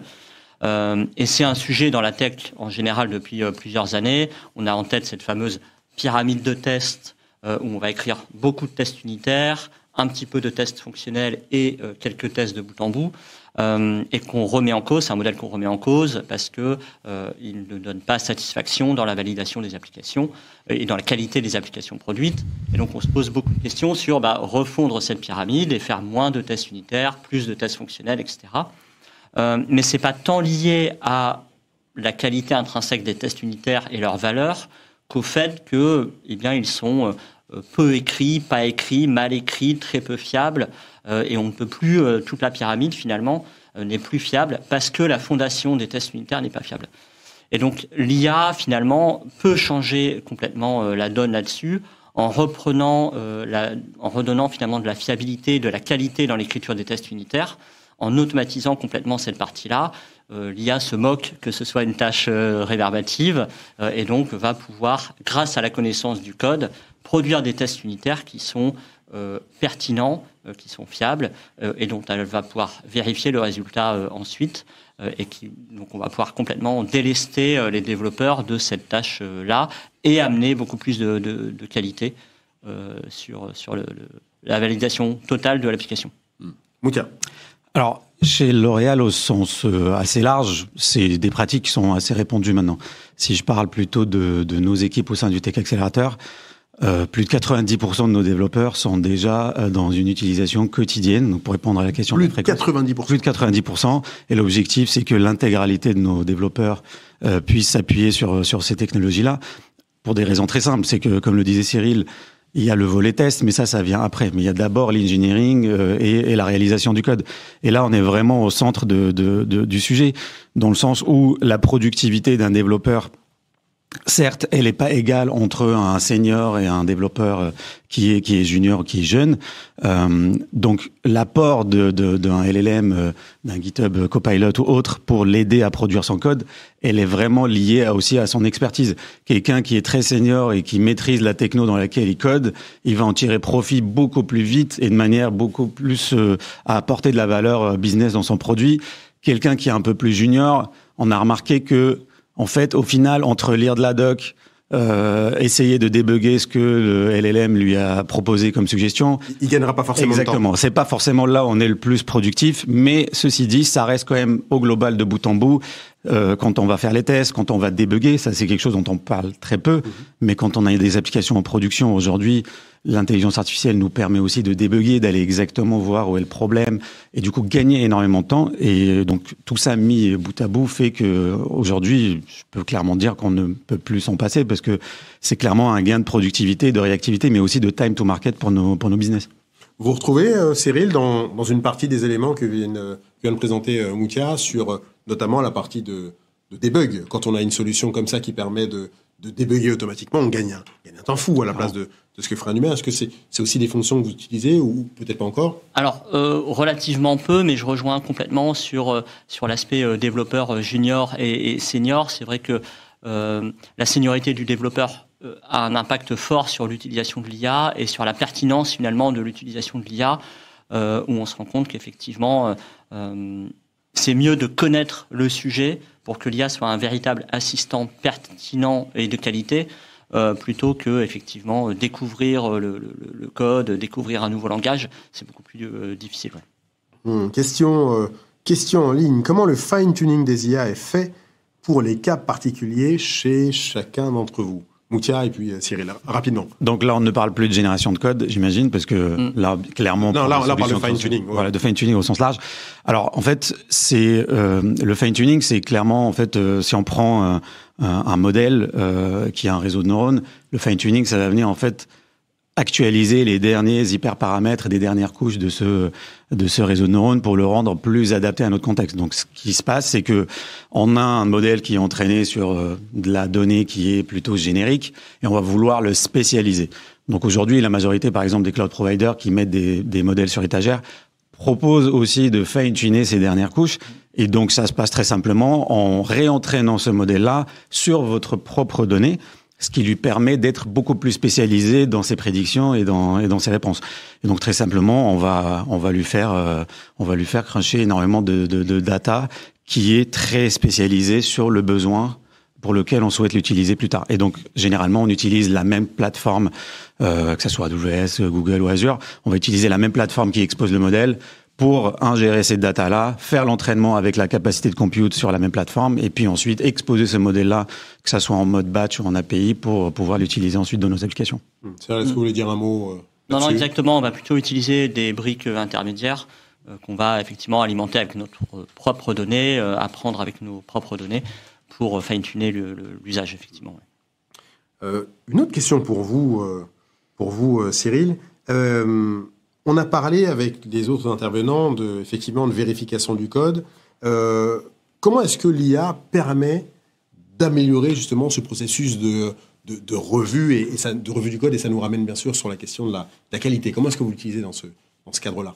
Alors, déjà, ça va améliorer par l'automatisation et un peu la systématisation de la revue de code. On va chercher aujourd'hui ce processus de revue de code. Il est fait un peu en dehors des processus classiques de développement et de livraison du code en production, ces fameux pipelines CI/CD. Et donc, on va chercher à ramener finalement l'IA dans ce pipeline-là pour que ce soit une tâche qui soit systématique sur le chemin critique de la livraison de l'application. Et qui soit systématique. Le deuxième point d'amélioration, ça va être sur le contexte finalement, où si on utilise l'IA de manière très générique, on va avoir une revue de code qui va être intéressante, mais qui risque d'être un peu scolaire ou académique. Et donc ça va peut-être convenir justement à un développeur junior. Pas forcément à un expert. Pas forcément à un expert. Parce qu'on va pas avoir finalement ce qui fait une revue de code d'un développeur senior, c'est aussi sa connaissance du contexte métier et aussi les bonnes pratiques de l'entreprise. Et il va pouvoir challenger sur vraiment de la logique métier et pas seulement sur il y a un point-virgule ou pas à la fin de la ligne de code. Et donc, si on veut reproduire ce comportement de développement de développeur senior, eh bien, il faut amener finalement plus de contexte à l'IA que simplement le contexte générique, l'apprentissage des bases de code publiques. Et puis le troisième élément, c'est la remédiation. L'IA peut proposer des corrections de manière assez brute, mais comme une revue de code humaine, souvent les revues de code amènent un débat dans l'équipe. Le développeur ne dit pas tu changes A par B. Tu dis, moi je te propose plutôt de faire comme ça, parce que ça a tel avantage, ça peut avoir tel inconvénient, tel risque, tel impact, mais c'est une proposition qui amène à un débat. Et donc on va aussi demander améliorer l'IA pour finalement qu'elle nous propose plusieurs solutions avec des justifications et qu'on puisse presque discuter avec elle sur le choix de la solution, mais que le choix finalement revienne à l'humain qui est derrière. Quelles sont les différentes étapes, et je reviens sur le terme de garde-fou qu'on peut mettre en place, Moutia, pour s'assurer que, alors, je vais utiliser un terme en étant très respectueux vis-à-vis de ceux qui nous regardent, pour éviter que les développeurs ne deviennent pas paresseux, messieurs et dames, entre guillemets, parce que l'IA permet d'aller plus vite, et elle rend, vous en parlez depuis tout à l'heure, hein, elle rend d'immenses services, que ce soit en revue de code, en documentation, c'est... Olivier Félix, qui en parlait tout à l'heure, c'est une tâche fastidieuse. J'imagine que personne ne l'apprécie vraiment. Donc l'IA permet vraiment de rendre ce genre de service. Comment est-ce que vous vous assurez finalement que l'IA reste bien à sa place? C'est aussi une question pour vous, Cyril, qu'elle reste bien à sa place et qu'elle reste un outil, un assistant et pas un remplaçant. Alors cette question, elle revient assez souvent. Moi, la réponse que j'aime à donner là-dessus, c'est en fait... Le mot paresseux, on en parle, on en rigole dans nos équipes aussi, mais en fait, moi, j'aime plutôt dire quand ça nous rend plus efficaces. Certes, la paresse là-dessus, c'est que si demain on nous retire l'assistant, écrire la même fonction sans regarder la documentation, ça serait pas du tout la même durée ni la même efficacité. Donc, tout simplement, comme disait Cyril à l'instant, dans des process de revue de code, Aujourd'hui, malgré les avancées de ces assistants-là, on n'est pas capable en fait de remplacer une revue humaine. Donc, si je prends par exemple encore une fois Copilot, il y a des fonctionnalités, je ne sais pas si elle est déjà live ou pas, qui vont permettre par exemple à l'assistant de faire des reviews directement sur les pull requests, de suggérer des améliorations. Malgré le fait que ces assistants-là, ils ont de plus en plus de fenêtres de contexte qui sont assez larges, et donc ça permet de prendre une connaissance du contexte applicatif et de la code base qui peut aller jusqu'à des centaines, des milliers, voire des millions de lignes de code. Donc, il connaît peut-être votre application mieux que vous en termes de code base. Mais malgré ça, il y a toujours des subtilités business sur lesquelles le développeur doit avoir le dernier mot. Et donc, si je reviens au garde-fou que vous demandez, tout simplement, il y en a plusieurs. Et ce que je veux dire là-dessus, c'est que le workflow de développement, en tant que tel, il ne change pas. Il y a un assistant qui permet de booster la productivité du développeur, mais le workflow de validation, de test, de packaging, de déploiement, il ne doit pas bouger.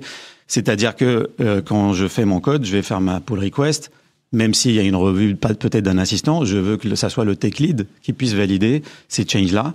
On va faire les mêmes phases de test, on va faire les mêmes phases de packaging. Et encore une fois, nous, il y a des choses aussi qu'on fait, c'est que par exemple, on ne fait pas de continuous deployment, on fait du continuous delivery, c'est-à-dire qu'on déploie automatiquement dans tous les environnements, sauf la production, où là j'ai besoin que ça soit une action manuelle, un bouton sur lequel on va cliquer pour que ça soit un humain qui fasse un go to production. Donc il y a plusieurs niveaux où on peut mettre ces garde-fous et assez simplement, il faut dire qu'il faut que le workflow de développement, il ne change pas, il est plutôt accéléré, mais les gateways restent les mêmes. Même question pour vous, Cyril. Même question que j'ai posée à Moutia. Quel garde-fou vous avez mis en place pour vous assurer que, je paraphrase dans ce que disait Moutia, que le cycle, parce que finalement ce que vous dites là, c'est que le cycle, le travail des développeurs ne change pas. Donc ça, c'est intéressant aussi de le souligner. Il ne change pas. Il y apporte quelque chose en plus. Elle va accélérer les rythmes. Elle va peut-être le préciser. Elle va réduire le temps de certaines étapes, mais pas le transformer fondamentalement. Qu'est-ce que vous avez mis en place de votre côté, justement, pour vous assurer que bien ce rythme reste respecté et qu'on n'ait pas la mauvaise envie de zapper une étape, par exemple? Alors, moi, j'aime pas trop le terme de garde-fou, parce que je trouve que ce serait mettre une contrainte sur un outil qu'on veut pas forcément contraindre, justement. On veut l'exploiter au maximum de ses possibilités, et donc on va pas chercher à mettre de garde-fou pour limiter sa capacité d'action.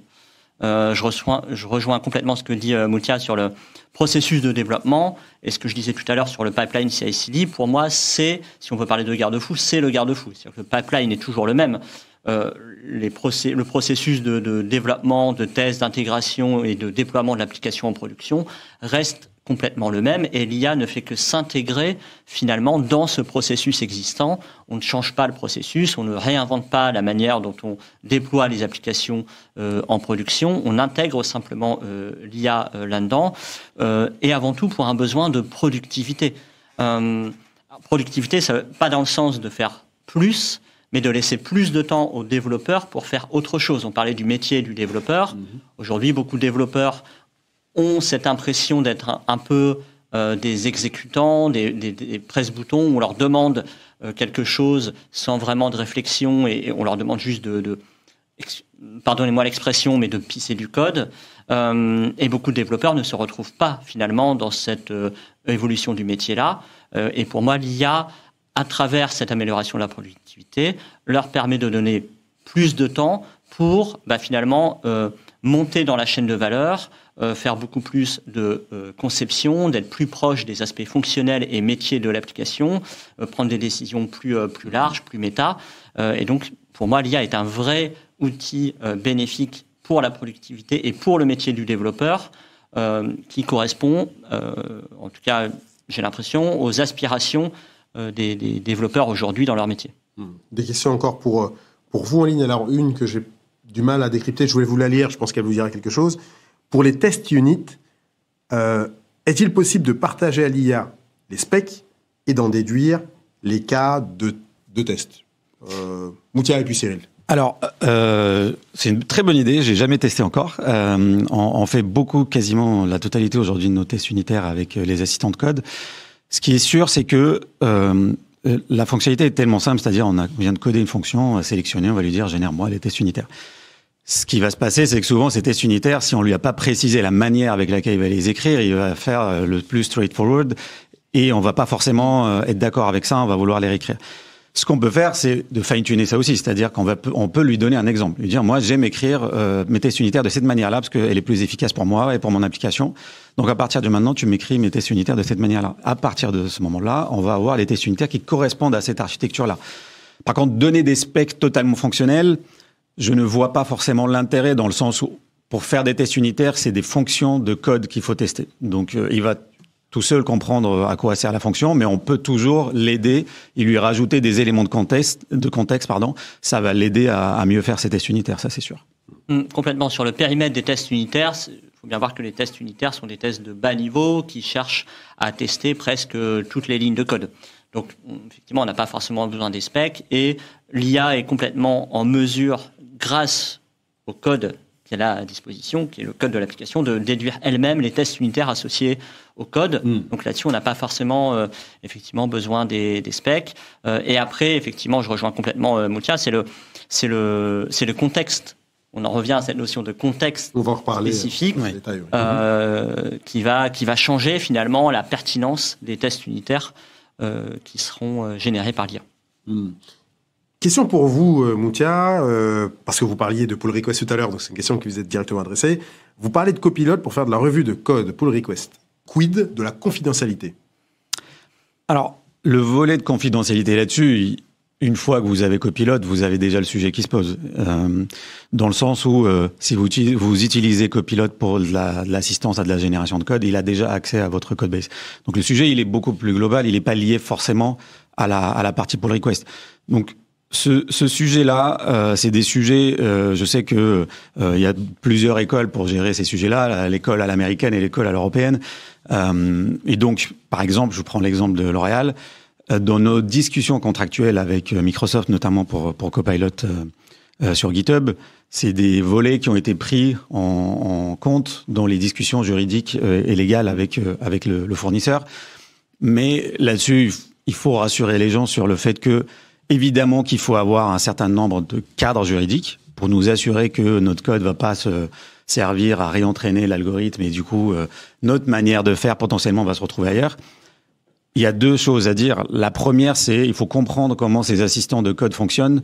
C'est des modèles statistiques qui, en se basant sur un contexte et une suite de chaînes de caractères que vous lui avez données, il va prédire la suite. L'esprit et la manière de faire, et il va s'en inspirer. Je vous entendais parler ce matin et c'était assez marrant de dire que vous avez catégorisé 3 types de réponses. En fait, moi, j'ai envie de vous dire, c'est les 3. C'est-à-dire que l'IA, elle va utiliser ce qu'elle a vu dans le code, ce qu'on lui a donné dans le prompt, mais aussi les hyperparamètres qui ont été fine-tunés pendant son entraînement. Donc, c'est tout un ensemble qui permet d'améliorer sa prédiction des prochaines chaînes de caractères qui vont construire notre fonction dans le code. Donc, l'IA ne va pas accéder à une base de données de tout le code public mondial. Elle va te copier ça pour notre fonction. Donc, ça ne fonctionne pas comme ça. Et la deuxième chose, c'est que, en plus, quand un assistant est en train d'être utilisé dans un IDE chez un développeur, sa code base, elle va pas servir à réalimenter l'IA pour réentraîner le modèle et le maintenir à jour. Ça ne marche pas comme ça. Donc, il faut regarder un petit peu le fonctionnement de ces assistants pour comprendre que c'est très simple de mettre un cadre juridique et puis ensuite, en comprenant le fonctionnement, on se rend compte que, au final, il y a peut-être beaucoup de bruit là-dessus pour pas grand-chose. On a beaucoup parlé du contexte, un mot que vous avez utilisé à plusieurs reprises, Cyril.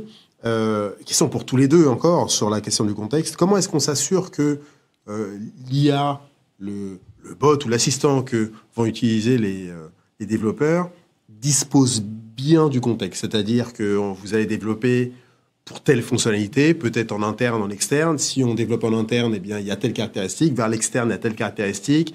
Peut-être que le code et l'applicatif au final aura accès à tel type de données et pas à tel type de données. Certaines sont critiques, d'autres moins. Enfin bref, tout un tas de caractéristiques et de scénarios qu'on peut utiliser. Comment est-ce qu'on s'assure que justement, eh bien, elles sont en mesure de comprendre et de rendre un service intelligent aux développeurs? Cyril et puis Moutia.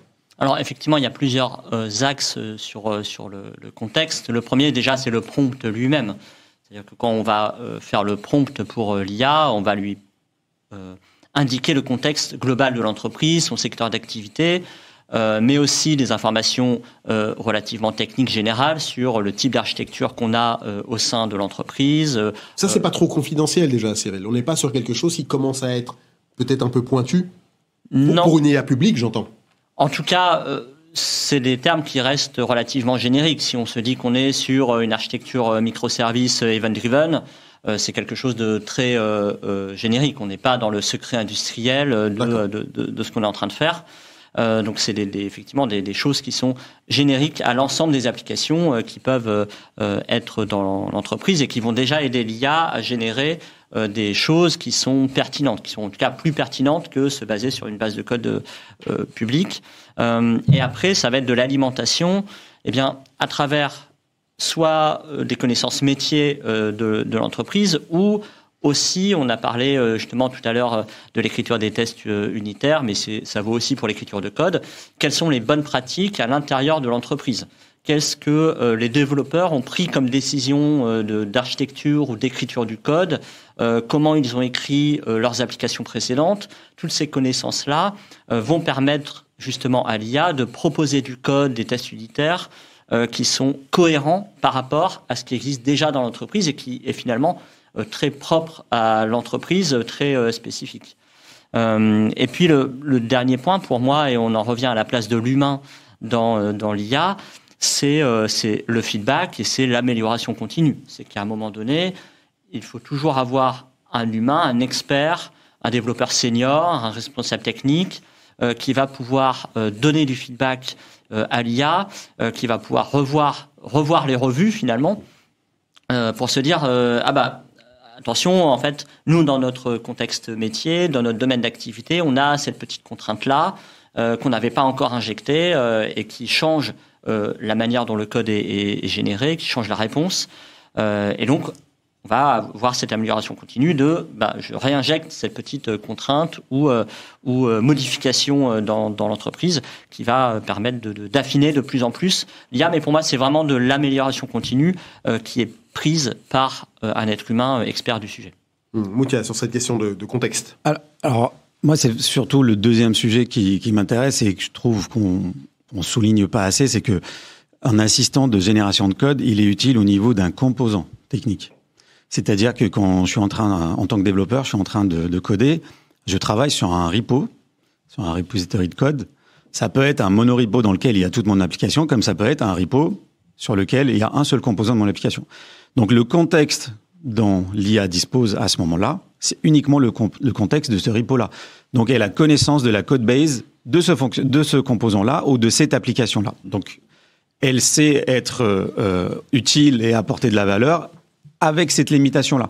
Donc c'est pour ça que, j'anticipe peut-être des questions futures, mais c'est pour ça que ça ne peut jamais remplacer un architecte et ses travaux avec des développeurs, parce que il se trouve que pour des applications, souvent on a plusieurs repos, et avec des équipes potentiellement différentes, des personnes différentes qui bossent dessus, elles n'ont pas les mêmes contextes. Et c'est normal, elles travaillent sur des composants qui sont différents.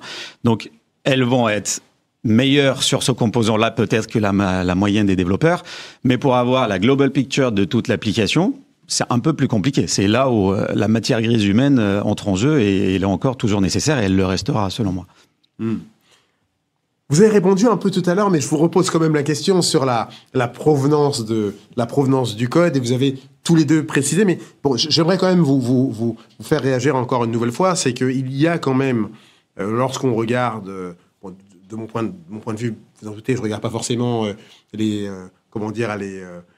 ce soit les forums spécifiques où parlent les développeurs. J'ai accès à un niveau d'information un tout petit peu plus superficiel, mais on trouve quand même des choses intéressantes. Et c'est vrai que l'une des peurs qui revient très souvent, vous l'avez mentionné, Moutia, je l'ai dit à plusieurs reprises, on a un tout petit peu parlé aussi avec vous, Cyril, c'est la peur de se dire, finalement, je vais utiliser un code, je ne sais pas d'où il vient. C'est Olivier Félix qui disait, il y a quelqu'un qui avait, il y avait pas mal de codeurs manifestement qui avaient pris un bout de code, mais il y a quelqu'un qui s'est estimé propriétaire du code, qui l'a retiré, et finalement on avait des sites qui fonctionnaient pas. J'ai envie de vous dire, donc la question que je vais vous poser, c'est d'où provient ce code déjà? D'où provient le code que vous utilisez? Et est-ce que finalement, pour reboucler avec ce que vous venez de dire, est-ce que la précision du contexte, est-ce que le fait d'avoir des prompts très précis et des requêtes précises permet justement de se protéger et d'éviter justement d'avoir des problèmes de propriété intellectuelle ou de code qui disparaît ou de code mal entretenu, voire pire, de code potentiellement dangereux pour l'organisation de code, de bout de code à partir duquel on travaillerait. Cyril et puis Moutia. J'ai envie de dire d'où provient le code. Il provient de l'IA elle-même. C'est-à-dire que il faut bien garder en tête qu'on est sur de l'IA générative, donc une IA qui génère du code. C'est pas une IA qui copie-colle des morceaux de code d'un site web ou d'une base de code publique et qui le remet chez nous.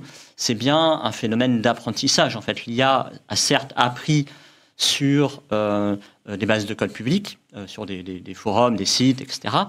Mais ça reste une IA qui génère elle-même du code. Alors, est-ce qu'on peut dire que le code de l'IA est original d'une certaine manière, puisque c'est une génération spontanée de code par l'IA à partir de patterns appris. Donc, là-dessus, ça répond déjà à la question de quelqu'un a fait un bout de code dans un coin, il l'enlève, etc.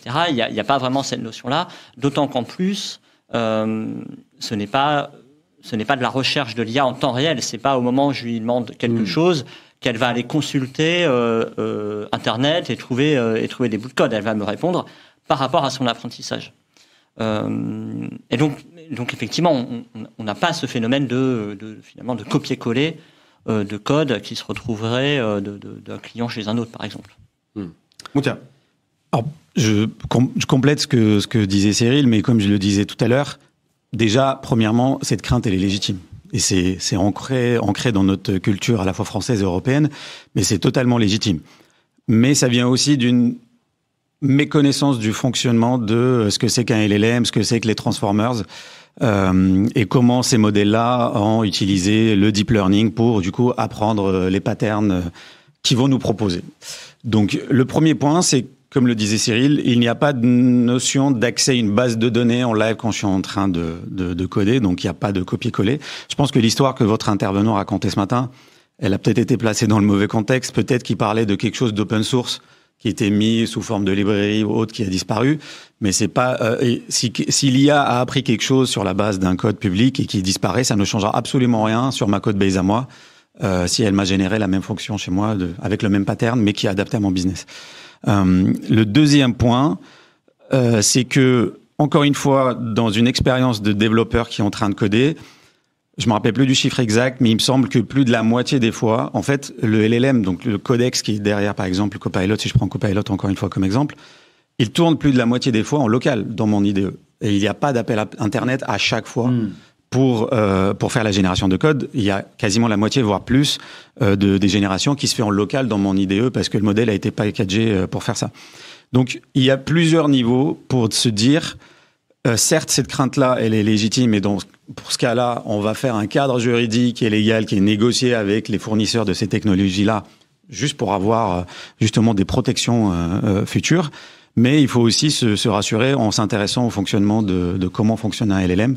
Et je pense que la majorité des développeurs vont se rendre compte qu'en final, il n'y a pas tant de crainte à avoir là-dessus.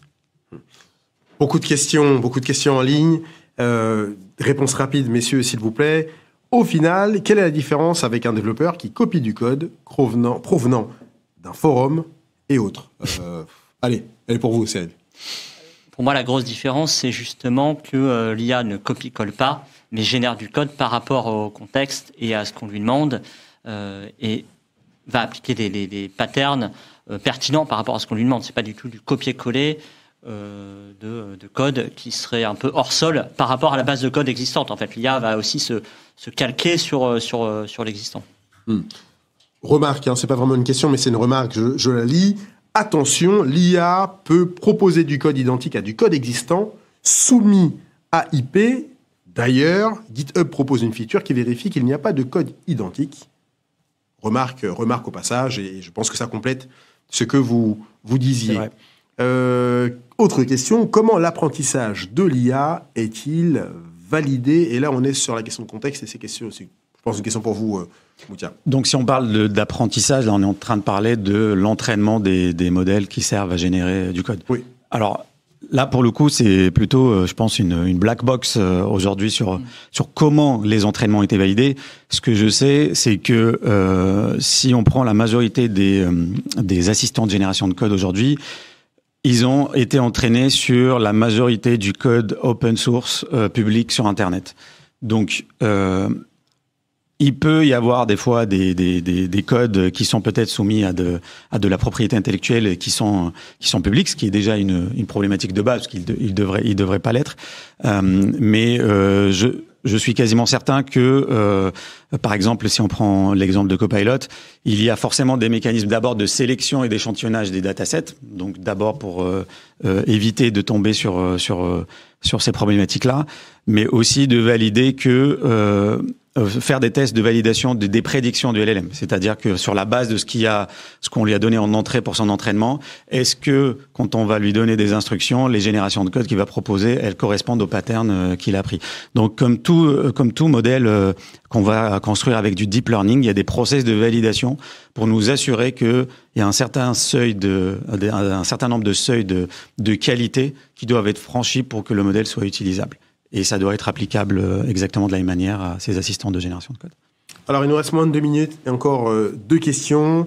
Réponse rapide, messieurs. Avez-vous mesuré l'impact carbone de votre usage de l'IA ou est-ce que, à défaut, vous avez mis en place peut-être des calculettes qui existent sur le marché déjà pour vous permettre de savoir à quel impact ça correspondait ou si vous êtes dans des grands groupes, messieurs, si ça correspondait bien et dans quelle mesure ça s'inscrivait dans les objectifs de réduction d'impact carbone de vos groupes. Très rapidement, Cyril et puis Moutia.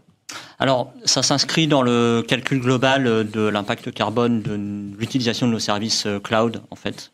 Donc, ça s'inscrit dans une démarche globale. D'accord. Moutia. Alors, c'est un sujet qui est central et sur lequel on est objectivé dans notre travail quotidien à L'Oréal. Il y a plusieurs vecteurs. Le premier, on a une manière de piloter notre consommation et notre empreinte carbone sur l'intégralité des services qu'on utilise, que ça soit cloud ou autre. Mais c'est aussi une dimension qui est prise en compte contractuellement avec les différents fournisseurs de services. Et là, en l'occurrence, Microsoft ou Copilot, on leur demande de nous donner de la visibilité sur la consommation énergétique des différents. Par exemple, si je prends là les IA génératives de code, on doit avoir de la visibilité sur la consommation et sur ce que ça nous coûte. Et du coup, tout ça, c'est intégré dans des dashboards de pilotage qui sont suivis à très haut niveau chez L'Oréal. Oui. Une toute dernière question, messieurs. Rêvons un peu. Demain, l'IA, pour les développeurs, est omnisciente. Elle l'est sur toute la chaîne. Elle crée, elle vérifie, elle développe, elle déploie, elle contrôle, elle écrit de la documentation, elle est vraiment omnisciente, elle peut tout faire. Quel sera le rôle du développeur et surtout, qu'est-ce que vous attendez d'une IA pareille aussi incroyable? Elle n'existe pas encore, je le précise, mais peut-être que dans 2, 3, 4, 5 ans... Jamais dire jamais. Oh, faut jamais dire jamais. Qu'est-ce que vous attendez? Allez, un mot dessus, Cyril, et puis après, on finira avec Moutia. Il y a 2 aspects. Il y a déjà toute la partie tâches annexes. On a parlé des tests unitaires, mais une IA omnisciente pourrait faire l'ensemble des tests qui sont peu réalisés aujourd'hui. Je pense aux tests de charge, de sécurité, de performance, etc. La résolution des bugs, la construction des environnements de test. Donc, ça résoudrait déjà toutes les tâches annexes aux développeurs. Et puis après, effectivement, la tâche cœur du développeur, qui est la génération elle-même du code. Et je ferai un parallèle avec, finalement, ce qu'était la révolution industrielle au 19e siècle, qui a transformé, finalement, l'être humain qui avait un rapport direct avec l'objet qu'il fabriquait à travers un outil, où, finalement, on est arrivé à un humain qui pilotait des machines-outils, qui fabriquait des choses et plus aucun rapport direct. Et donc, moi, je vois cette évolution aussi chez le développeur avec une IA omnisciente, où on n'aurait plus le développeur avec son outil, donc son clavier, qui fabrique du code, mais un développeur qui pilote une machine-outil, qui est l'IA, qui elle-même produit le code, et donc plus aucun rapport direct entre le développeur et son code, ce qui pose évidemment un ensemble de questions philosophiques et sociales derrière. Tiens. Alors, une réponse en 2 éléments pour moi. La première, comme on le disait tout à l'heure, et en fait, c'est pas la première révolution qui fait que le développeur va se recentraliser sur des choses qui sont beaucoup plus business-centriques. Et tant mieux. En fait, on a envie que nos développeurs passent le moins de temps sur des tâches répétitives et le plus de temps sur la création de valeur business pour leurs produits. Et ça va aider à aller encore plus vers ces transformations-là. La deuxième, c'est que personnellement, j'aimerais que le dernier mot, ça soit toujours à l'humain. C'est-à-dire que, supposons, je me projette dans votre scénario, je garderai mes déploiements en production avec un clic-bouton humain, dans le sens où il y a toujours un dernier niveau de contrôle dont on ne doit pas se passer. Et c'est très bien parce que ça nous permettra d'industrialiser toute la chaîne. Et puis à la fin, on contrôle si ça nous convient pas, et puis ça part en production. Ça, ce sera pour demain. Parce qu'aujourd'hui, on n'en est pas encore là. Merci beaucoup, messieurs. Merci beaucoup. Nous arrivons malheureusement à la fin de cette émission passionnante. On a entendu vraiment beaucoup de choses. Et j'espère que j'aurai encore le plaisir de vous accueillir d'ici quelques temps, parce qu'il y a encore beaucoup de choses qui auront changé. Donc, messieurs, vous êtes les bienvenus. Merci à vous de nous avoir suivis. Merci à tous nos invités. Un grand merci à l'équipe technique. Je vous donne rendez-vous le 11 décembre prochain pour notre prochaine émission, à l'occasion de laquelle nous parlerons de data et de gouvernance. Excellente journée et à très bientôt.